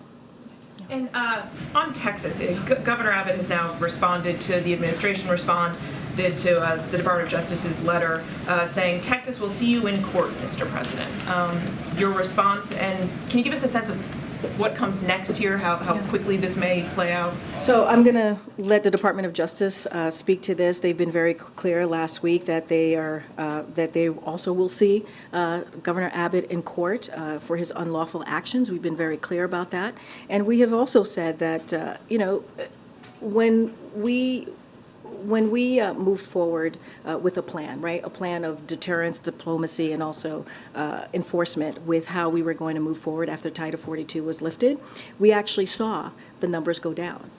We actually saw the president's plan working. And what you see the governor doing is dangerous and unlawful, and it's actually hurting the process. It's hurting the process of what we're trying to do. And instead of wanting to, or undermining, I should say, instead of coming to the table and trying to figure out a way to work together, he continues to do this really cruel, unjust, inhumane ways of moving forward with a system that has been broken for decades. This is a president that has taken action from day one and has continued to show what he can do to help deal with the border situation. But Governor Abbott is not about that, and so the Department of Justice has been very clear. We've been very clear about that. They've been very clear about taking him to court. Everyone's been so clear. Thanks, Karine. You're talking about these unlawful actions, and the letter very clearly spells out all the ways in which the governor has broken the law. What is preventing the federal government from removing the river barriers? Why is this a legal matter? Well, first I'm going to let the Department of Justice speak to this. And look, the governor's action is making it difficult to access the river, patrol the area. That's what he's doing. And arrest individuals who attempt to enter the country unlawfully. That's what his actions is actually preventing. And so those are unlawful. Those are unlawful actions that are not helpful and is undermining what the president has put forward and is trying to do. That's what we're seeing. But I'm going to let the Department of Justice speak to the legalese piece of this, and they will certainly speak more in detail about how they see themselves moving forward. And I understand that, but I mean, if the barriers are, unlawfully there in the river, why not instruct the Army Corps of Engineers to move them? I'm not going to speak to what's going to be instructed of the Army Corps engineers. What we're speaking to is the unlawful actions that the governor is taking and how the Department of Justice is going to move forward. Anything related to that, certainly I would refer you to Homeland Security specifically. And then just a quick one on Private King. Does he have a security clearance? Who's that woman? His national security clearance from here. That's not something that I can speak to, but I would refer you to the Department of Defense. Thank you. Chairman James Comer today says that the Oversight Committee, has evidence that the president in the past communicated directly with foreign business associates of his son Hunter Biden many times. Curious if the White House and the president still stand behind his comment that he's never been involved and has never even spoken to his son about his So I've been asked this question a million times. The answer is not going to change. The answer remains the same. The president was never in business with his son. I just don't have anything else to add. Okay. Has the president been given options for how to physically remove the barriers? Is that part of the briefing for him? And on a separate matter, the Ohio Police Department that deployed a dog July 4th when a motorist was stopped. Has the president been briefed on that particular situation, and do you have any comment on that? So I don't have any updates on or anything to share about the president being updated on the Ohio situation. I saw the stories. I'm going to let certainly. I believe there's an investigation. They're looking into it. It sounds horrific, but I don't want to go beyond that. But it does sound horrific as to what happened. And as it relates to what the president's been updated on options to remove the barriers, I just don't have anything specific for you on that. Is the president concerned about the direction of democracy in Israel after the passage of this judicial reform bill today? So look, as I said at the top, and I said in my statement, the relationship, right, with Israel is a lifelong friendship, right, a relationship that the president specifically has had since he entered politics, since he entered the government, and that's going to continue. Certainly, we believe that relationship, the core of that relationship, certainly stems out of democratic interests and democratic values. That still remains the same. And so we're going to continue to have conversations, and that's what we believe it's going to continue in that core of how that relationship started. Can you speak to what went into the president's decision to finally designate this national monument for Emmett Till and his mother, but groups have been advocating for it since the Obama era, so why now? So I don't have a timeline as to why now, but look, we're about to actually acknowledge the 82nd birthday of Emmett Till tomorrow. And why not? Why not tomorrow? Why not on a day that matters in recognizing him? And look, I think I had said this is like the fourth national monument. Certainly the president has taken this very seriously when it comes to national monuments, when it comes to lifting up really important, in this case, historical importance of Emmett Till. Let's not forget, sadly, Emmett Till's murder really was a catalyst for the civil rights movement. How else there are many ways we can lift up his memory, but this is an important way to do that. This is something that the president can do, and the president's going to do tomorrow. Did you see Barbie or Oppenheimer this weekend? I knew I was going to get that question. I did not, but it heard that it did very well. I knew I was going to get that question. Okay. Did you see Barbie? Yeah, no shit. You got a book of all the questions and answers in front of you. I'm more of a Barbie person, so just Barbie. Okay. All right. Karina, I wanted to ask about the meeting with Netanyahu. I know you had said there's still conversations on organizing that, but will the vote here impact whether or not he will be invited to the White House specifically?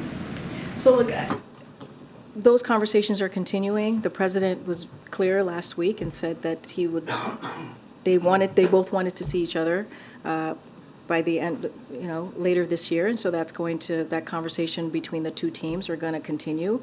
Look, I'll say this, President Biden and Prime Minister have a decades-long relationship, as I've been saying, and they've always been very candid with each other and discussed shared interests, and also have shared their concerns as well. And just like they did last week. There is nothing new in that relationship. Both have been very honest with each other. And so I think that will certainly continue. And so I would assure you that they will continue to have those honest conversations, that they will continue to, talk to, both sides will continue to talk to about the situation that's currently happening in Israel. She's having a real hard time right now. Political dialogue. On a different topic, given the extreme heat that's been going on in states like Arizona, Texas, Has there been any consideration from the White House to put out an emergency declaration? I don't have anything on emergency declaration or anything new about that. As you all know, the president on Thursday is going to receive an update on the extreme heat and what's been happening, extreme weather, what's been happening across the country. And so you all will have an opportunity to hear the update that he's been receiving. I just don't have anything on a proclamation. Called any officials in Arizona to discuss it? Don't have any calls to read out, but obviously we have an intergovernmental affairs office here that stays in close touch with officials, state officials, statewide officials, local officials in those states, and offer up any assistance that we can. I've talked about many times about what we're doing to assist, whether it's cooling stations and what FEMA is able to do to assist certain areas in the country that is dealing with extreme weather, and we'll continue to do that. Okay. Thanks, Karine. The president urged Israeli leaders to compromise. He urged them to find consensus on judicial reform. They did neither of those. So has the president reached the limits of his influence on the Israeli political process? So look, I think a couple things that I want to say here, and this is part of the statement that I put out. And again, lifelong friendship. It is unfortunate that the vote today took place with the slimmest possible majority. And we understand talks are ongoing. Let's not forget that. They're ongoing and likely to continue over the coming weeks and months to forge a broader compromise, which is what the president has been calling for these past several months, even when Knesset is in recess. So that's what we understand. So the United States, we will continue to support the efforts of President Herzog and other Israeli leaders as they seek to build a broader consensus through political dialogue. That's what we're going to continue to support, and we understand that the conversation is ongoing. So yeah, given the fact that they are still considering other components of this judicial reform, is the president going to continue to speak out, urging consensus and compromise? And is he willing to go further? Is he willing to put anything else behind this other than rhetoric? I mean, the U.S. gives Israel billions of dollars in aid a year. Is he willing to put that on the line to try and get the outcome that he'd like to see in Israel? I wouldn't say it's just rhetoric. When the president speaks, it sends a message. And not only that, it's not just rhetoric. He's had private conversations with the prime minister. He's had conversations, a bilateral meeting with the president of Israel, President Herzog, just last week. So the president has been very clear. He believes there needs to be a broader consensus. They're continuing. Clear. Old man Walter is so white, he's transparent. It's really important over the next couple of weeks and months. Ghostly Gulen. We understand is going to happening or is happening, and we're going to continue to support those efforts. And does the president intend to nominate a new ambassador to Israel? I believe the most recent ambassador, Tom Knights, just ended his tenure. There's a chargé currently in charge. Does he have any plans to nominate someone, given everything that's unfolding? Yeah, I understand the question, just don't have anything new to share at this time. And lastly, on another quick topic, does the president still believe that that UPS and the Teamsters will reach an agreement to avert a strike? So look, they have had some progress in their negotiations and their conversations, which is really important. They're going back to the table. They're going back to negotiating tomorrow, which also is very important. So we are hopeful. We are optimistic on this issue. Questions following up on Texas. Is there anything that the White House thinks that it can do about the razor wire and the barriers aside from this threatened legal action that the Department of Justice has sent to the state of Texas? So look, we've been very clear. What Governor Abbott is doing is undermining what we're trying to do. A plan that the president has put forth after Title 42 lifted that has been pretty effective. Right, we've seen the numbers of unlawful entry go down. That's what the data shows, and he continues to undermine that. And so, Department of Justice is the place to go. Right, this is a legal issue, and they're going to deal with this, and we'll let them speak to this more directly. Two other quick things on this. So the letter, one of the things that Governor Abbott said was that the president's open border policies are encouraging migrants to risk their lives by crossing illegally through the water instead of safely and legally at a port of entry. He said that it's been under your watch that migrants have suffered an unprecedented crisis of inhumanity. What is the White House's response to that part of the letter? But Governor Abbott he's not moving forward in good faith. He's just not. There's no good faith effort here in what Governor Abbott is doing. And the only person, the one person that is sowing chaos is Governor Abbott. That's what he continues to do, political stunts in an inhumane way. He's actively undermining our border enforcement plan, which again has the lowest level of unlawful border crossings in over 2 years. He's making this more difficult. And so he's not operating in good faith here. That's my answer. And lastly, you had said that they could just come to the table potentially and talk about this. When was the last time that President Biden tried calling Governor Abbott? Let's be very clear. Governor Abbott is making it harder for the men and women of the Border Patrol by what he's doing. He's making it harder for the people who are supposed to work to protect our border. That's what he's doing. And so you've seen them meet many times when the president has visited Texas. And so, you know, I get the question, but he's literally operating in bad faith. That's what this governor is doing. You guys could always close the border. And deal with an issue, a broken system, an immigration system that has broken for decades, and he's undermining it. Go ahead, Karen. Does the administration have any response to North Korea launching 2 ballistic missiles today? So a couple things on that, on the launch from us. We certainly condemn the DPRK's ballistic missile launches. These launches are in violation of multiple United Nations Security Council resolutions and pose a threat to the DPRK's neighbors and the international community. We remain committed Is that dog barking? to the DPRK and call on the DPRK to engage in dialogue. Our commitment to the defense of the Republic of Korea and Japan remains ironclad. If I could just go back to the Heath briefing, since it's on his public schedule already for this week, can you give us any more guidance on who will be giving him that briefing? I don't have any more details. Certainly, as we get closer to Thursday, we'll provide more information. Okay, Jeff. Jeff, I haven't seen you in a while. Here I am. Oh, welcome. Welcome back. Question about Russia, which you mentioned earlier. Russia has said today that it is considering retaliatory measures against Ukraine for 2 drone strikes that hit buildings in the Moscow area, or in Moscow, I should say. What's your reaction both to Ukraine's drone strikes and also the threat of retaliation? So a couple of things. This is a war that Russia started. This is their war. They started this war. And they can end it, you hear us say this all the time, they can end it at any time. Anytime. By withdrawing forces from Ukraine instead of launching brutal attacks on civilians, on Ukraine cities. And that's what they do, doing every day on this brutal attack for more than 15 months. Russia has been bombarding the Ukrainian port of Odessa, killing and injuring Ukrainian civilians, devastating UNESCO-listed World Heritage Sites, as I mentioned at the top, and destroying tens of thousands of tons of grain that were going to be shipped to countries around the world. And we have been clear, as you asked me about the Ukrainian drone strikes and what we make of this. And so, look, on the drone strikes in Moscow, we've been clear that as a general matter, we do not support attacks inside of Russia. But we also have been very clear that Crimea is indeed Ukraine.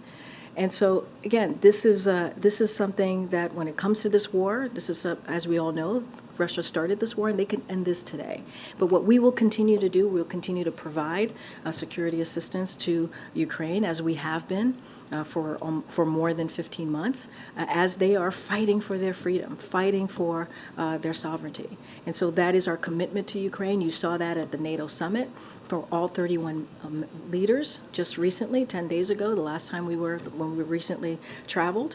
And you'll continue to see that from this president. And not just this president, but our NATO allies as well, and partners across the country. Pivoting back to Israel, I've read your statements about the vote. Are you reluctant to call the judicial reform undemocratic? I mean, we've been very clear. We've been very clear. Any changes like these that were to happen to policy changes needed a broad consensus. The president has been very, very clear. But is it really just about the consensus, or is it about what the policy is? It's about what majority of the people in Israel want, right? It needs that's what a broad consensus is, right? It needs the support of the broader community, if you will, in Israel. That is what we have been very clear about. And you saw from the president's statement that instead of being less divisive, this is the president's statement yesterday, it became more divisive. And so we are, it is unfortunate that the vote happened today. It took place with the slimmest possible majority. And so, look, as we understand it, it's going to be ongoing. There's going to be continued talks over the next couple of weeks, over the next couple of months, and that's what we want to see. On the call with Biden and Netanyahu last week, Axios reported that Biden told Netanyahu he isn't the only one who's concerned about where the Prime Minister is taking Israel. Many Americans are too. Can you share more about the candor that the President expressed on Americans' public opinion? So I'm not going to get into a private conversations. There was a readout, so I'll point you to the readout that we put out of the call that the President had with the Prime Minister. Look, I also said moments ago they've always had candid conversations, the two of them. They've known each other for a very long time. And they've discussed shared interests as well as concerns that they both have had. And so I think I'll just leave it there for now. Okay. Thank you. I have a question about Guatemala, but first on Spain.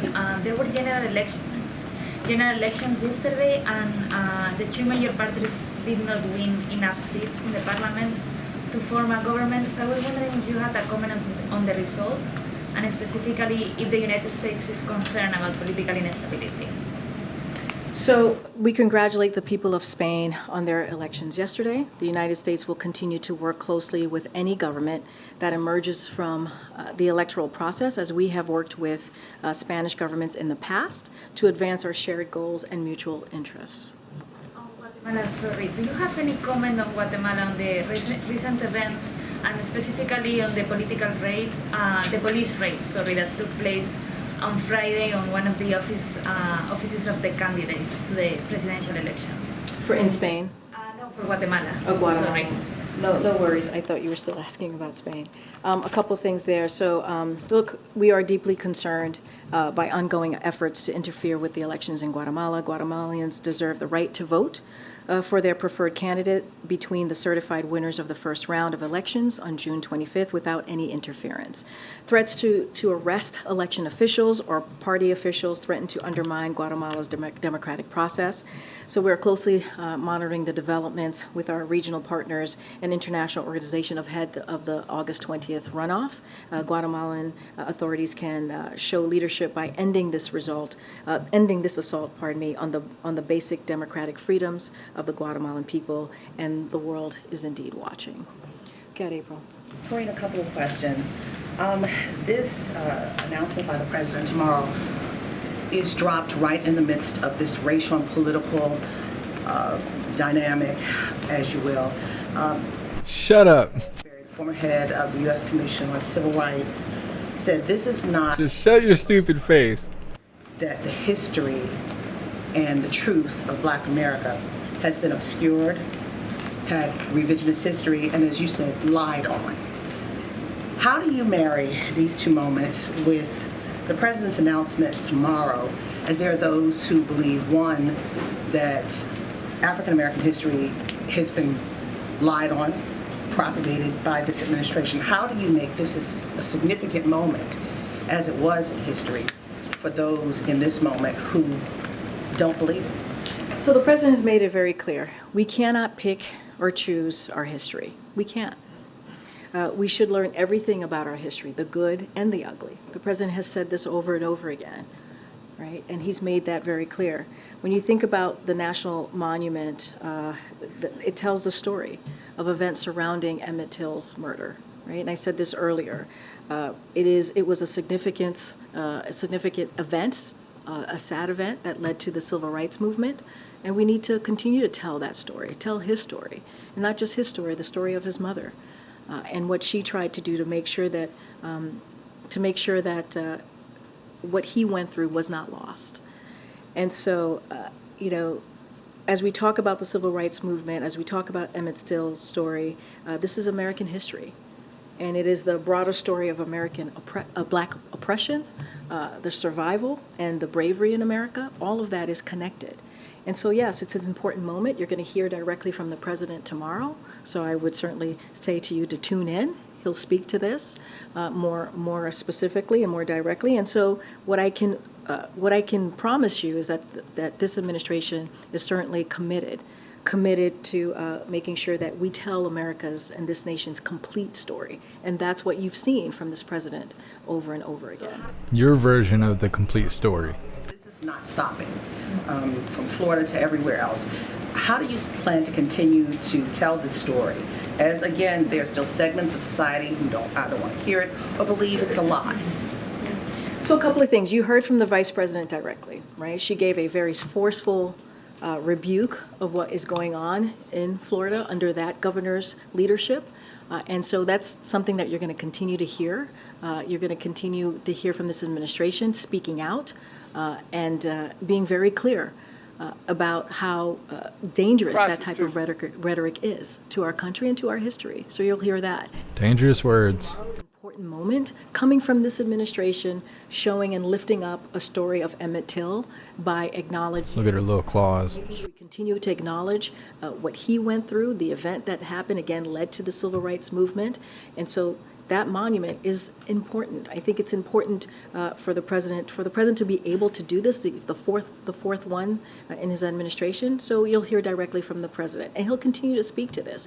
One of the four crises. It's important to be able to afford chicken nuggets and gas. Okay, let's focus on that. There's more of us worried about that than shit that happened 400 years ago.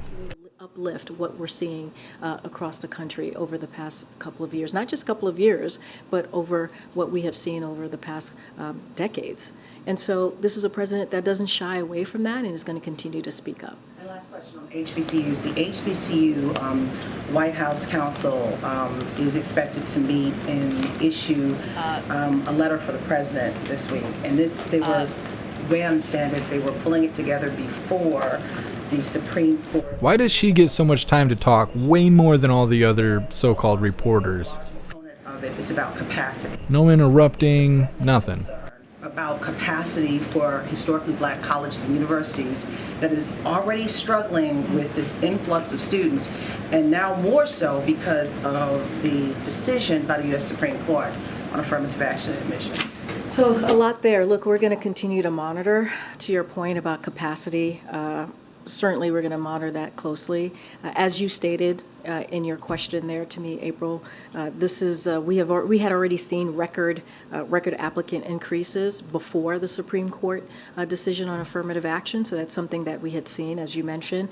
And what I can say is that the Vice President, the President certainly, of course, is committed to doing everything that. Committed to.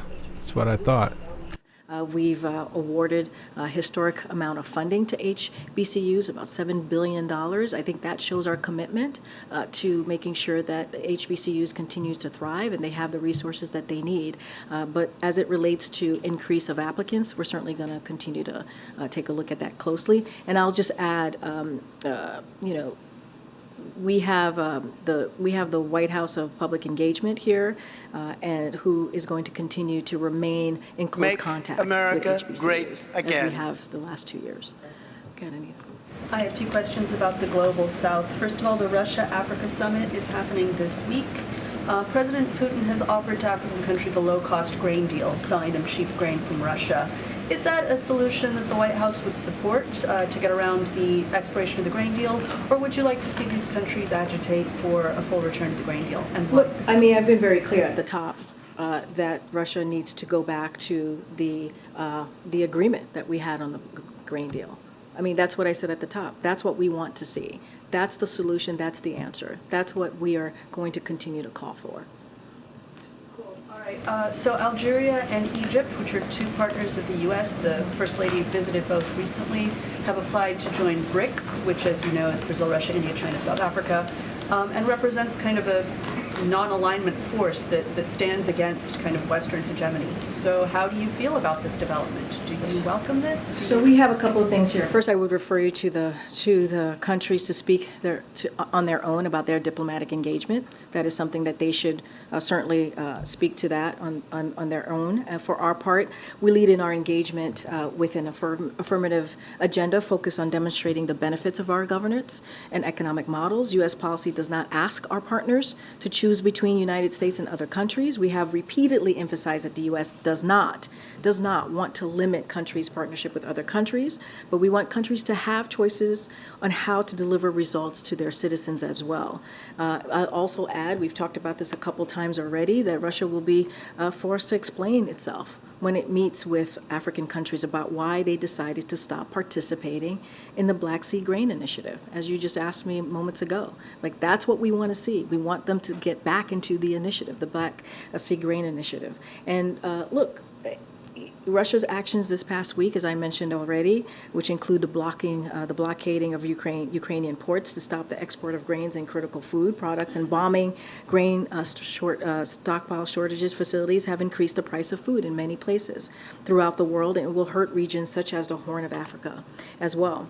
So, you know, many people around the world will find it harder to afford basic food, as well as the results of Russia's actions. And so I imagine that this will be at the topic of discussions this week, and so we will see. We will see. Quickly, the chairman of the House Foreign Affairs Committee, has expressed opposition to U.S. officials traveling to Taliban-controlled Afghanistan. Who were those officials? Can you confirm the meeting? Was it somebody from the White House? I don't have anything to confirm or lay out for you as who attended. That's great. We heard from former President Trump last week saying that he'd received a target letter from Special Counsel Jack Smith.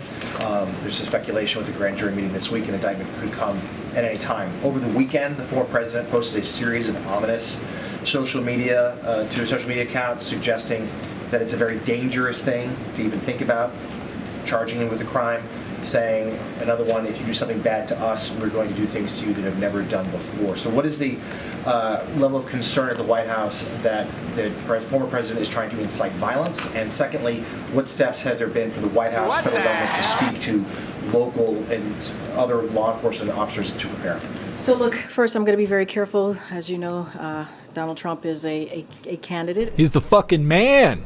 So not going to speak to those comments directly, but I can say that the president is and the administration is always kept abreast and is always going to be ready for anything that might occur or may occur, and certainly we are always keeping it. They got her to say his name Directly to what the former president has tweeted over the weekend. Thanks, Green. So I want to ask you about appliances, but first, this is a big week for the economy. The Federal Reserve will likely raise rates again on Wednesday, putting the interest rates into a range we had for 2007. So are high interest rates and about 2% growth a side effect of Bidenomics? I'm just not going to get into what the Federal Reserve is going to make a decision on or not. They are independent. I'm not going to get into hypotheticals from here. They have the independence we give them the independence to make sure that they make monetary decisions on their own. How about Bidenomics and high interest rates then? Look, what I can say is Bidenomics is about making sure that we build an economy that doesn't leave anybody behind, right? When you see the data, when you see that inflation has indeed come down, has come down the last 12 months, and that's important. That's what the data has showed. That is important, and also while wages are going up. And so this is Bidenomics at work. This is the president's policies, making sure, again, that we build an economy from the bottom up, middle out. I'm not going to get into the Federal Reserve, the decision that they may or may not make. That is up to them. They are independent. On appliances, so from this administration, we've seen them go after gas stoves, air conditioning units with regulation, refrigerators, washing machines, dishwashers, now water heaters. How many more home appliances will Americans eventually have to replace then because of regulations? So just to be clear, when it comes to water heaters, and it is proposed, what has been put forward, and if it is enacted, it would not take it into effect until 2029. So let's not forget that. So we want to make sure that we have the facts out there. And if and when it is enacted, it's going to help consumers save about $11 billion a year.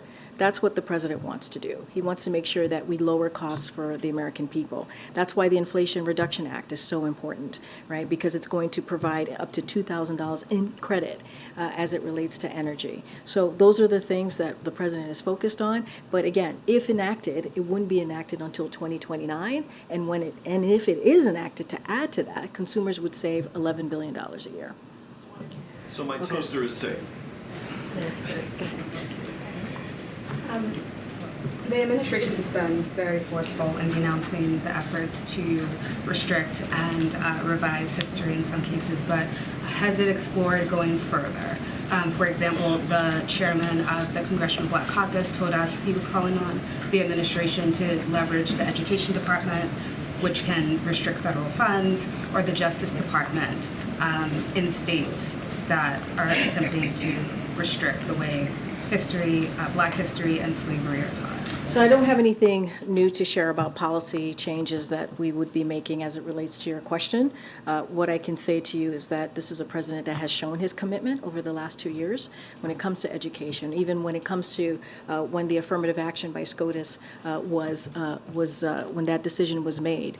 You heard directly and specifically from this president. You've heard from the vice president in Florida. So we have been very vocal, very clear about where we stand when it comes to either affirmative action, when it comes to banning of books, when it comes to putting forth a teaching curriculum. You mean banning those rainbow books, books inappropriate for children, those kind of books? Continue to hear from this president, and you know, he'll never shy away from that. Neither will the vice president. During the pandemic, I know that an education department will launch investigations into states that were, you know, prohibiting the use of masks, etc. Is that at all on the table? I don't have anything. I don't have any policy updates for you to share at this time. As you know, COVID was when the president walked into this administration, we had thousands of people dying a day from COVID. And he had to put forth a comprehensive plan to make sure that we got the economy going and that we made sure that we took care of Americans and got shots in arms, right? A comprehensive vaccination plan forward. And so that was a different time, clearly. As far as it relates to this issue, I just don't have any policy updates for you at this time. Okay. Thanks. On the situation at the border, I know that you've talked about the reports about migrant women being denied water, but there's also recent reports of children being bloodied by razor wire. Are there any plans for the president to address this himself to the country or even to reporters at all? I think it's important that the Department of Justice is assessing this. I think it's important that the Department of Justice is looking into these types of unlawful actions. I think it's important, as the President's White House press secretary, that I've spoken multiple times here at this podium, especially last week, about how unlawful and how inhumane Governor Abbott's actions has been. And so we'll continue to do that. And we'll continue to move forward with our plan that actually moves forward with dealing in immigration in a humane way. We've been always very clear about that. As we move forward in dealing with this immigration issue, we have to do it in a humane way. And that's what we've seen. That's why we've expanded legal pathways. That's why we've made sure that we've had diplomatic conversation. That's why we've made sure that we've had enforcement at the border to make sure the unlawful process of this is dealt with. And so that's what you've seen. I think if you look at the president's actions, that says everything that you need to know to the question that you're asking me. From the day one of this administration, the president put forth a comprehensive immigration piece of legislation to deal with this issue that has been a problem, a broken system for decades, wanting to do it in a humane way. When you have a governor who is undermining the process and doing it in a way that is not in good faith, we're going to call that out too. I'm going to let the Department of Justice deal with that. But any plans for him to actually... What I'm saying is the president, I feel that he has been very, very clear about this by taking actions, by being vocal many times on this, and has said we need to do this in the right way. We need to do this in a humane way. And that's what you're going to continue to see from this administration. And you've seen that in actions from this administration. All right, everybody, I'll see you tomorrow. Prostitute.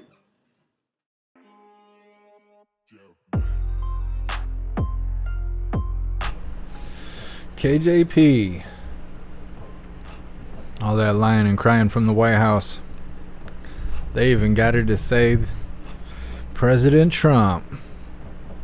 She about crapped her tampon out. She hated that. I couldn't even hold back. She said his actual name.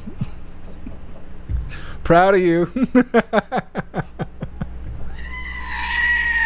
Throw a little screaming goat on it. Try to cleanse the palate there. Get KJP out of your noggin. Alright, we still got more to cover, so don't walk out the door yet. That was just the halftime show. Hey, I appreciate you, Raja. So we're going to be moving on to to a video titled "Mystery Company Buys $800 Million Hairs of Land Near California's Travis Air Force Base." Before we get started, I just want to remind you, hooligans, use the links in the description if you would like to send support, join membership programs, buy a cool t-shirt like I got on, all that good stuff. Make sure you go join Gilded. That way you're connected to me no matter what happens. Plus you'll get notifications for when we go live on any platform we're going live on. It'll keep you up to date and keep you connected with all the hooligans. So go join Gilded. You'll find that on the link tree if it's not already in the description. Just a reminder for you hooligans. We're going through some things, making some changes around here, and I need all the support I can get. So take advantage of those links. Alright, once again, Mystery Company buys $800 million hairs of land near California's Travis Air Force Base. We're digging into Flannery Associates. The firm purchased 55,000 acres of farmland in Solano County, including right near Travis Air Force Base. Now that's nearly double the size of San Francisco. Yet no one, not even the federal government, can figure out who's behind it. And more importantly, why. Federal officials say a mysterious company has purchased nearly $1 billion of land surrounding Travis Air Force Base, one of the most critical military bases in the western U.S. Democratic Congressman John Garamendi raised the alarm to the U.S. Air Force, prompting a federal investigation. In your briefings on the matter, do you have any reason to believe the purchase of this land is for spying? I have every reason in the world to believe that this land is in an area in which spy operations or any other nefarious activity could take place that could detrimentally impact the ability of Travis Air Force Base to operate in a moment of national emergency. Public records show the company, Flannery Associates LLC, began purchasing the land in 2018, and investigators say those acquisitions ramped up this year. But now literally 3 sides of that base is totally controlled by the Flannery Group. Nobody knew who they were. Who are these people? Where did they get the money that they can pay 5 to 10 times the normal value that others would pay for this farmland? 8 months of investigation, yet we do not know where this money's coming from. Do you have any reason to believe China is tied to this group? I have reason to be concerned. Garamendi says an attorney representing Flannery Associates indicated the firm is made up of a group of families, 97% of whom are allegedly American, looking to diversify their portfolio from equities to real assets, including agricultural land. But the congressman is skeptical. Well, we have heard scheme after scheme. That makes no sense at all. We're going to build a deep water port. Really? Around Travis Air Force Base, which is 10 miles from the bay? We're going to farm. Well, at that price, you're going to lose a lot of money farming. We're going to build a city. No, you're not going to build a city here for all kinds of reasons. So none of the reasons why the land is being acquired make any sense at all. What do you think is happening? I don't know. According to Garamendi, Flannery Associates has also acquired land around the interstate electrical grid system, all the way from the Columbia River into central California. This includes land that houses wind turbines that provide significant power into Northern California. It's the secrecy here. What's going on? If you're not a nefarious operation, why are you keeping it secret? Now the I-Team has reached out to the attorney representing Flannery Associates for further comment, but we're still waiting to hear back. In the meantime, Garamendi says this continues to negatively impact the farming community in Solano County. He says at least 10 landowners are currently being sued by Flannery, accused of being engaged in an illegal scheme to prevent Flannery from buying their land. So this continues. There's a lot of moving parts here. That is the strangest thing. What a mystery. It is bizarre. Yeah. Thank you, Stephanie. Well, what do you hooligans think? I think it's either BlackRock or Bill Gates or CCP. Who knows? Who knows? Joe Lexi, you think that it's bought up so Americans can't farm it? Could be. Melissa, you think maybe it's China? We'll see. Well, they probably won't ever tell us. They'll figure it out and then they'll just sweep it under the rug. But then something will happen and it'll lead back to the property. And we'll say, oh yeah, remember a couple weeks ago we covered that on the live. Cash flow, you think we've been sold out to China? It could be. They're trying to put that Chinese factory here in Michigan to build batteries for electric vehicles. And even though at the town hall meetings all the locals and stuff don't want it, they're still going to move it here. They act like they're undecided, but they're going to bring that CCP stuff here. And people are pissed because all the factory workers are going to be from China. They're not even like employing Michiganders. Tallahassee, you think it's China or the cartel? Could be the cartel. I don't know, 800 million? They might have money like that. Could be.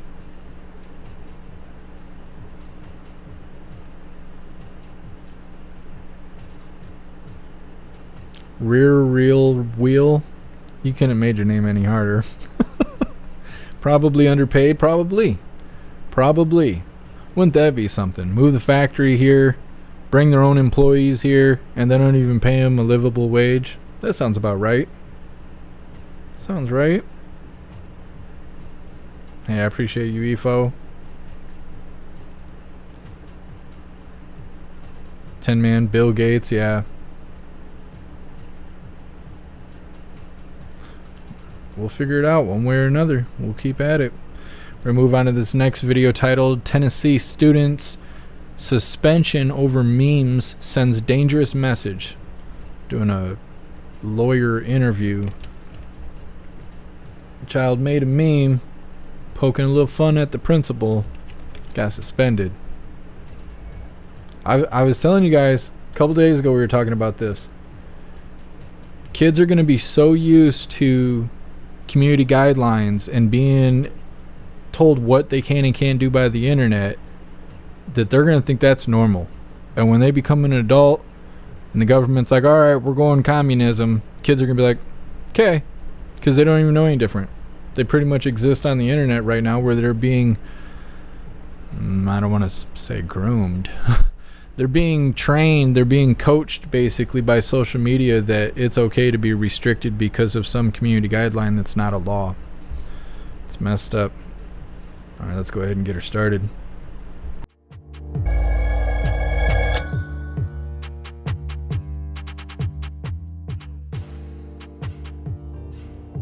This case is important because the Supreme Court has called schools nurseries of democracy. We expect our public schools to prepare the next generation of Americans. And it has been part of American culture since the founding to criticize and satirize those in power.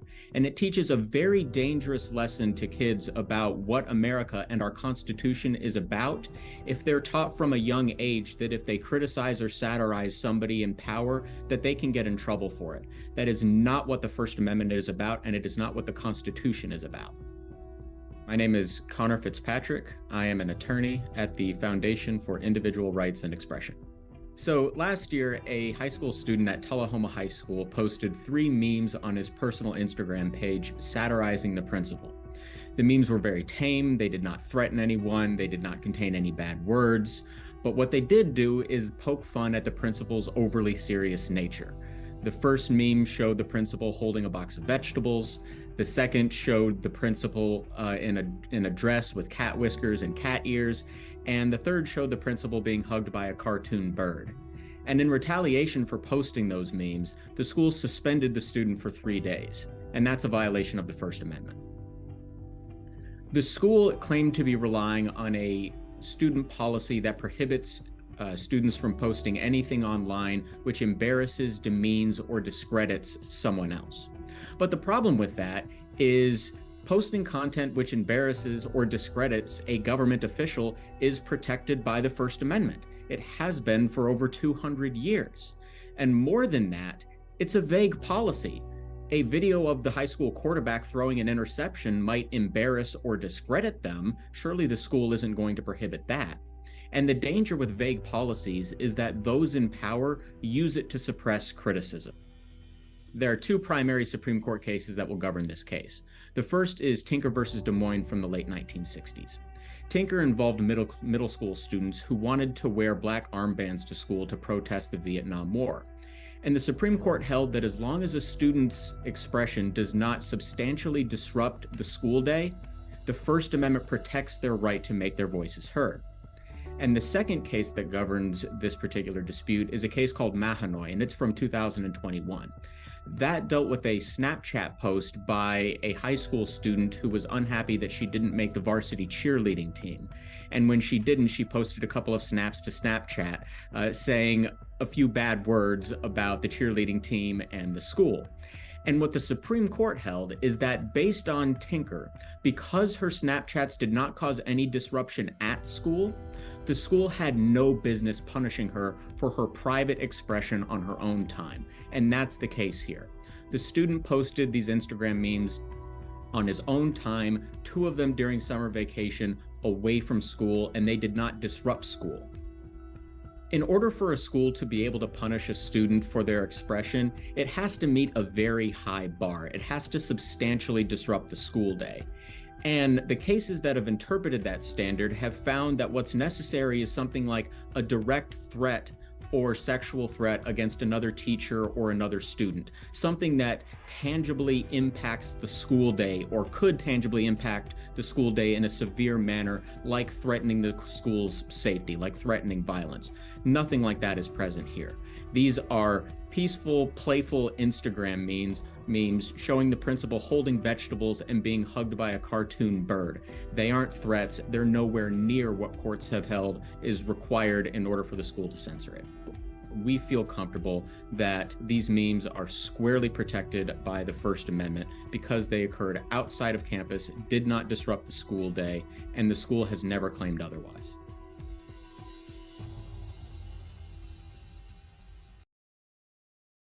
Well, it's got to be so weird to be in school with social media and stuff. MySpace was like just barely a thing when I was in high school. I can't even imagine what it's like now. But I think it's interesting that they said that they have a school policy saying that students are not allowed to post content on the internet that demeans another individual. Who the hell in the school is monitoring every student's social media? Like, how do they know? They should be worried about teaching those kids how to read, write, and do math. That's what they should be worried about. Over there scrolling through the timeline looking for mean memes. It's stupid. That's why the kids can't read and write. They're letting them screw around on their phone, and the teachers are on their phone just scrolling to watch all their students. Like, what is going on here? Their brain is just meat soup. There ain't nothing going on. What's up, Kimberly? Thanks for being here. Happy freedom. Kid getting suspended for poking fun at the principal. So stupid.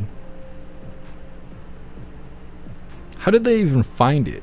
How did they even find out that that was a thing? Because they're monitoring students' social media? I don't know. Seems petty. Seems real petty. Petty stuff going on by frail people. Bunch of sissy stuff. Everybody's trying to cancel free speech. They're gonna love that until they realize that protesting and shit's a part of that. Then what are they gonna do? They always want to be the loudest ones in the room. Crying about free speech. Dumb. So we'll move on to this last video here titled "The Idiots Hate This" Jason Aldean song. This is Ted Nugent. Everybody loves Ted Nugent. And this is an interesting interview. There's some real flamboyant stuff going on here, but I think we'll survive it. I think the Rosa Soylent meme, some Soylent Green. All right, hooligans, and get me in trouble. The little bit of privileges I have left on YouTube. Let's get her started. Then legendary guitarist, multi-platinum musician, the Motor City Madman himself, Ted Nugent is here. Hey, Ted. My man. Jimmy, happy summertime to you. First of all, I wanted to thank you for lending me this jacket. That was very nice of you, Ted. My pleasure. I shot that myself just for people like you, Jimmy. And be sure to tell the audience that if they like it, it also comes in men's. Yeah, I doubt that. Ted, let me jump right in. Okay, we got this Jason Aldean controversy. We obviously thought of you because the left's been getting upset with you forever. Hunting, guns. First of all, give us, our audience, a sense of what it's like to be in the eye of the outrage mob storm. Well, number one, Jimmy, I got to tell you, happy summertime 23. I'm out on my last and greatest tour, and I got to tell you, I could be spoiled rotten. I could actually isolate myself and pretend that the world's perfect because my band is perfect. My crew is perfect. My kids are perfect. My wife is perfect. My dogs are perfect. My entire team. Every day on tour since 1959, literally, I'm surrounded by just working hard, positive people, you know, that really love freedom and that put their heart and soul into being the best that they can be. Now, I know there's a bunch of idiots out there, but you need to learn to get a kick out of the idiots. The idiots hate this Jason Aldean song because they hate when we push back against violence. They always get it 180 degrees wrong. The song is against violence. The song is about self-defense. The song is about protecting your loved ones in your neighborhood. If you find fault with a song that celebrates protecting your loved ones in your neighborhood, you might be going down to Target to the Satan display and getting on your knees. These are just weird people. We dismiss them out of hand because they've got no soul. I laugh in their face. So you don't take them serious, you just keep on trucking. So let me ask you this, Ted. Out on the Adios Mofo tour, where you find yourself right now, would you say the fact that you've been a target in the past actually hardens your support because you have kept on trucking as opposed to taking them seriously? Yeah, when I get on stage tonight in Shipshewana, Indiana, then I go to Charlestown, West Virginia, and Terre Haute, Indiana, then to Mount Vernon, Kentucky. I just keep going. I have the time of my life with the best people in the world. And you're absolutely right. I've always stood up radically, really extremist for God, family, country, Constitution, Bill of Rights, Ten Commandments, Golden Rule, work ethic, law and order, all that really radical stuff. And that represents the heart and soul of the best, most passionate, most cocky, most fun people in the world, and that's always what I've been surrounded by. So yeah, when people started realizing that to be silenced because of fear of being canceled before the term cancel really was implemented, people realized that Ted Nugent was always on the front line standing up for truth, logic, and common sense. And my audiences are full of the most positive, uppity, outrageous, defiant, independent patriots in the world. And it literally is a tsunami beneath my American eagle wings. I am out of body stage every night, and so is the audience. I absolutely love it. Really quickly, if Jason Aldean was watching, and he might be, given how sexy you and I look on this camera right now, would your advice to him be to just keep on trucking, just tune him out? I've actually responded to a bunch of social media posts about this, and I've said, Jason, the best Americans, and not only just Americans, but because of the reach of social media, it's almost like Radio Free Europe. Yep. The reach of social media gets to good people all over the world, and all the good people in the world are saying what the Nugent family says. Go, Jason, go. You are on a true North Compass setting, and we salute you, and we stand with you. Love it. Last question. You were famously invited to the Trump White House with Kid Rock and Sarah Palin. Have you gotten any invites from Joe Biden? No, I have not, and I'm so proud of that because idiots never invite me. I never get invitations from bad people, and he's the worst of the worst. Well, we'll take it, but listen, if you want to go somewhere, I can get you into the Waffle House. I got pulled. See, I'm the czar of the Waffle House. Who are you kidding, Jimmy? I love it. Come on, I'm your Waffle Daddy. I'm your barbecue daddy. I'm your backstrap spirit of the wild daddy. That's why you love me. You're a human hash brown, Ted. That's why we love you, my man. Give my best to everybody at Ted Quarters. We'll see you out on the Adios Mofo. Hey, Sean Hannity here. Hey, click. My goodness. Ted Nugent seems pretty awesome. All those people mad at that country song that doesn't even say anything bad. Stupid. I almost think it's a marketing ploy at this point. Every time something comes out, have, I don't know, pay your own fake actors to go out there and act like they're going to protest it and stuff and get the fire started so there's controversy. There's a lot of, what do they call them, like influencers online. They've been using that strategy. They'll make a post or they'll make a statement in a video or something. Then they'll take a bunch of fake accounts and show up under those posts and videos and write hate comments, like mass hate comments. And then all the supporters show up to defend the influencer, and that back and forth makes their post go viral and stuff. That's how fake our world has got. We're not just online with a bunch of fake stuff. We have people creating fake hate, you know, to have the back and forth and stuff. either way, as far as I've been hearing, that song is doing numbers, doing big numbers right now, because on one side you got people who are saying it's a hateful, racist song, so then all the people mad want to go hear it so they can depict all the different hateful things in it, if they can even stomach to listen through the whole song without choking on their man pond. And then all the people who hear this and they're like, nah, you say everything's racist, I want to hear it. This drives those numbers up. This back and forth makes the numbers go up. So I don't know. It's hard to tell if controversy is even real anymore. Garlic Press, the sound of silence is making a shitload of money from what I've heard. What is the sound of silence? I'm still hearing big numbers for the sound of freedom. You'd think it'd be like record breaking at this point. They've been like #1 in the box office since it came out.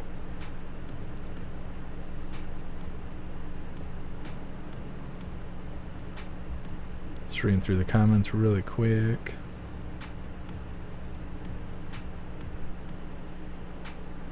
Oh, you're talking about the sound of freedom? Well, the sound of silence kind of sounds interesting too. I don't know if that's a thing. I kind of want to write it down. That's something. There's something there. There's something there. Where's my pen at? The sound of silence.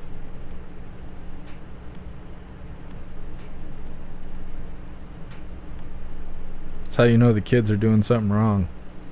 You hear the sound of silence, you're like, I gotta get up.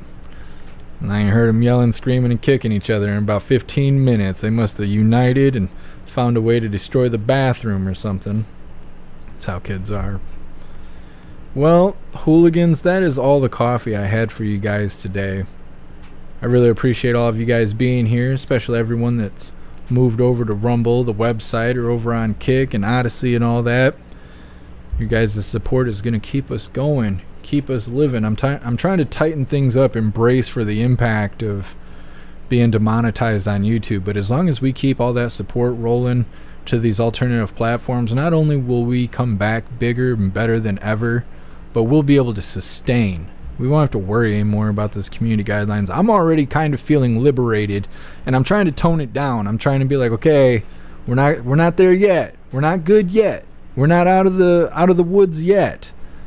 But I do feel a little bit liberated, not worrying about community guidelines. So I'm like, oh, I shouldn't talk about this, and then I'm like, well, I'm already demonetized. Fuck them.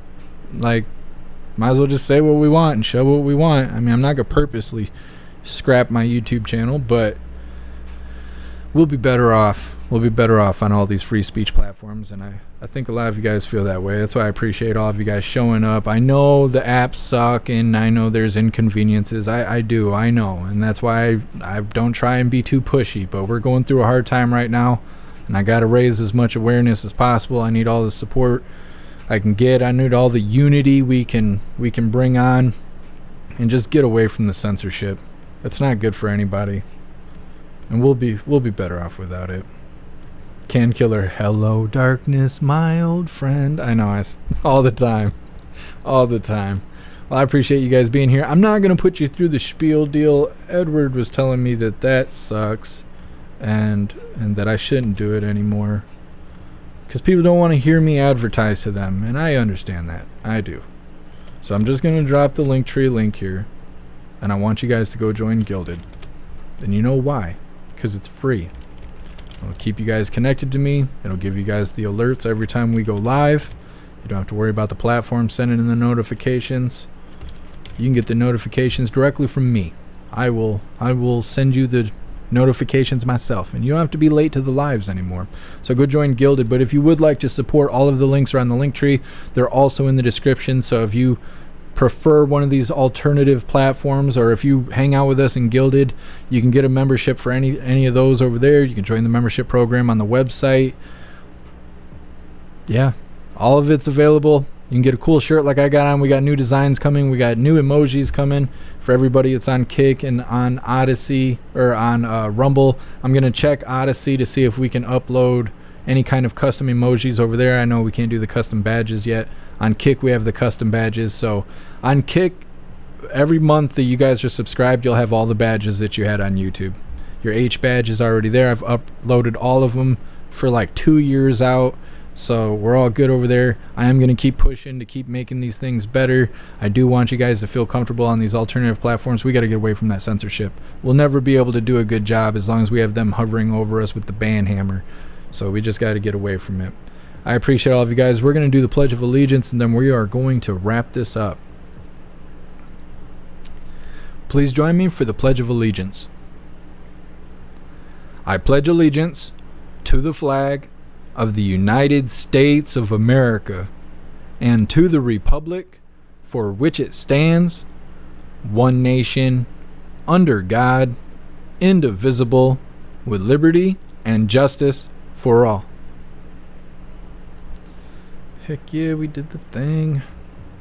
I'm going to read through chat really quick, make sure everybody is good to go, and then we're going to wrap this up. We will be live later today, 8 p.m. Eastern Time, for some Jeff Mac Gaming. We're going to be continuing on playing Fallout New Vegas just for fun, just to hang out and shake off all, the stuff weighing us down. Mostly what's in the news and the life we have to deal with at this point because of the way Old Man Walter's Biden inflation is kicking us right in the goods. The cost of food, the cost of energy. We're going to shake it off, just play the game, have a little fun for a couple hours. So I'll see most of you guys there, 8 p.m. Eastern Time over on Jeff Mac Gaming. You can find it on the bottom of the link tree. For everyone else that's here for the news and all of that stuff, I will see you guys tomorrow, 1 p.m. Eastern Time, for another Coffee with Hooligans. I appreciate all of you guys so much. Big shout out to everyone that made donations, joined the membership program, or purchased any merch. I really appreciate all of you hooligans, and I would not be able to do this without you. So thank you so much for all your support. I'll see you on the next live. Until then, stand tall, shine bright, and that's a wrap.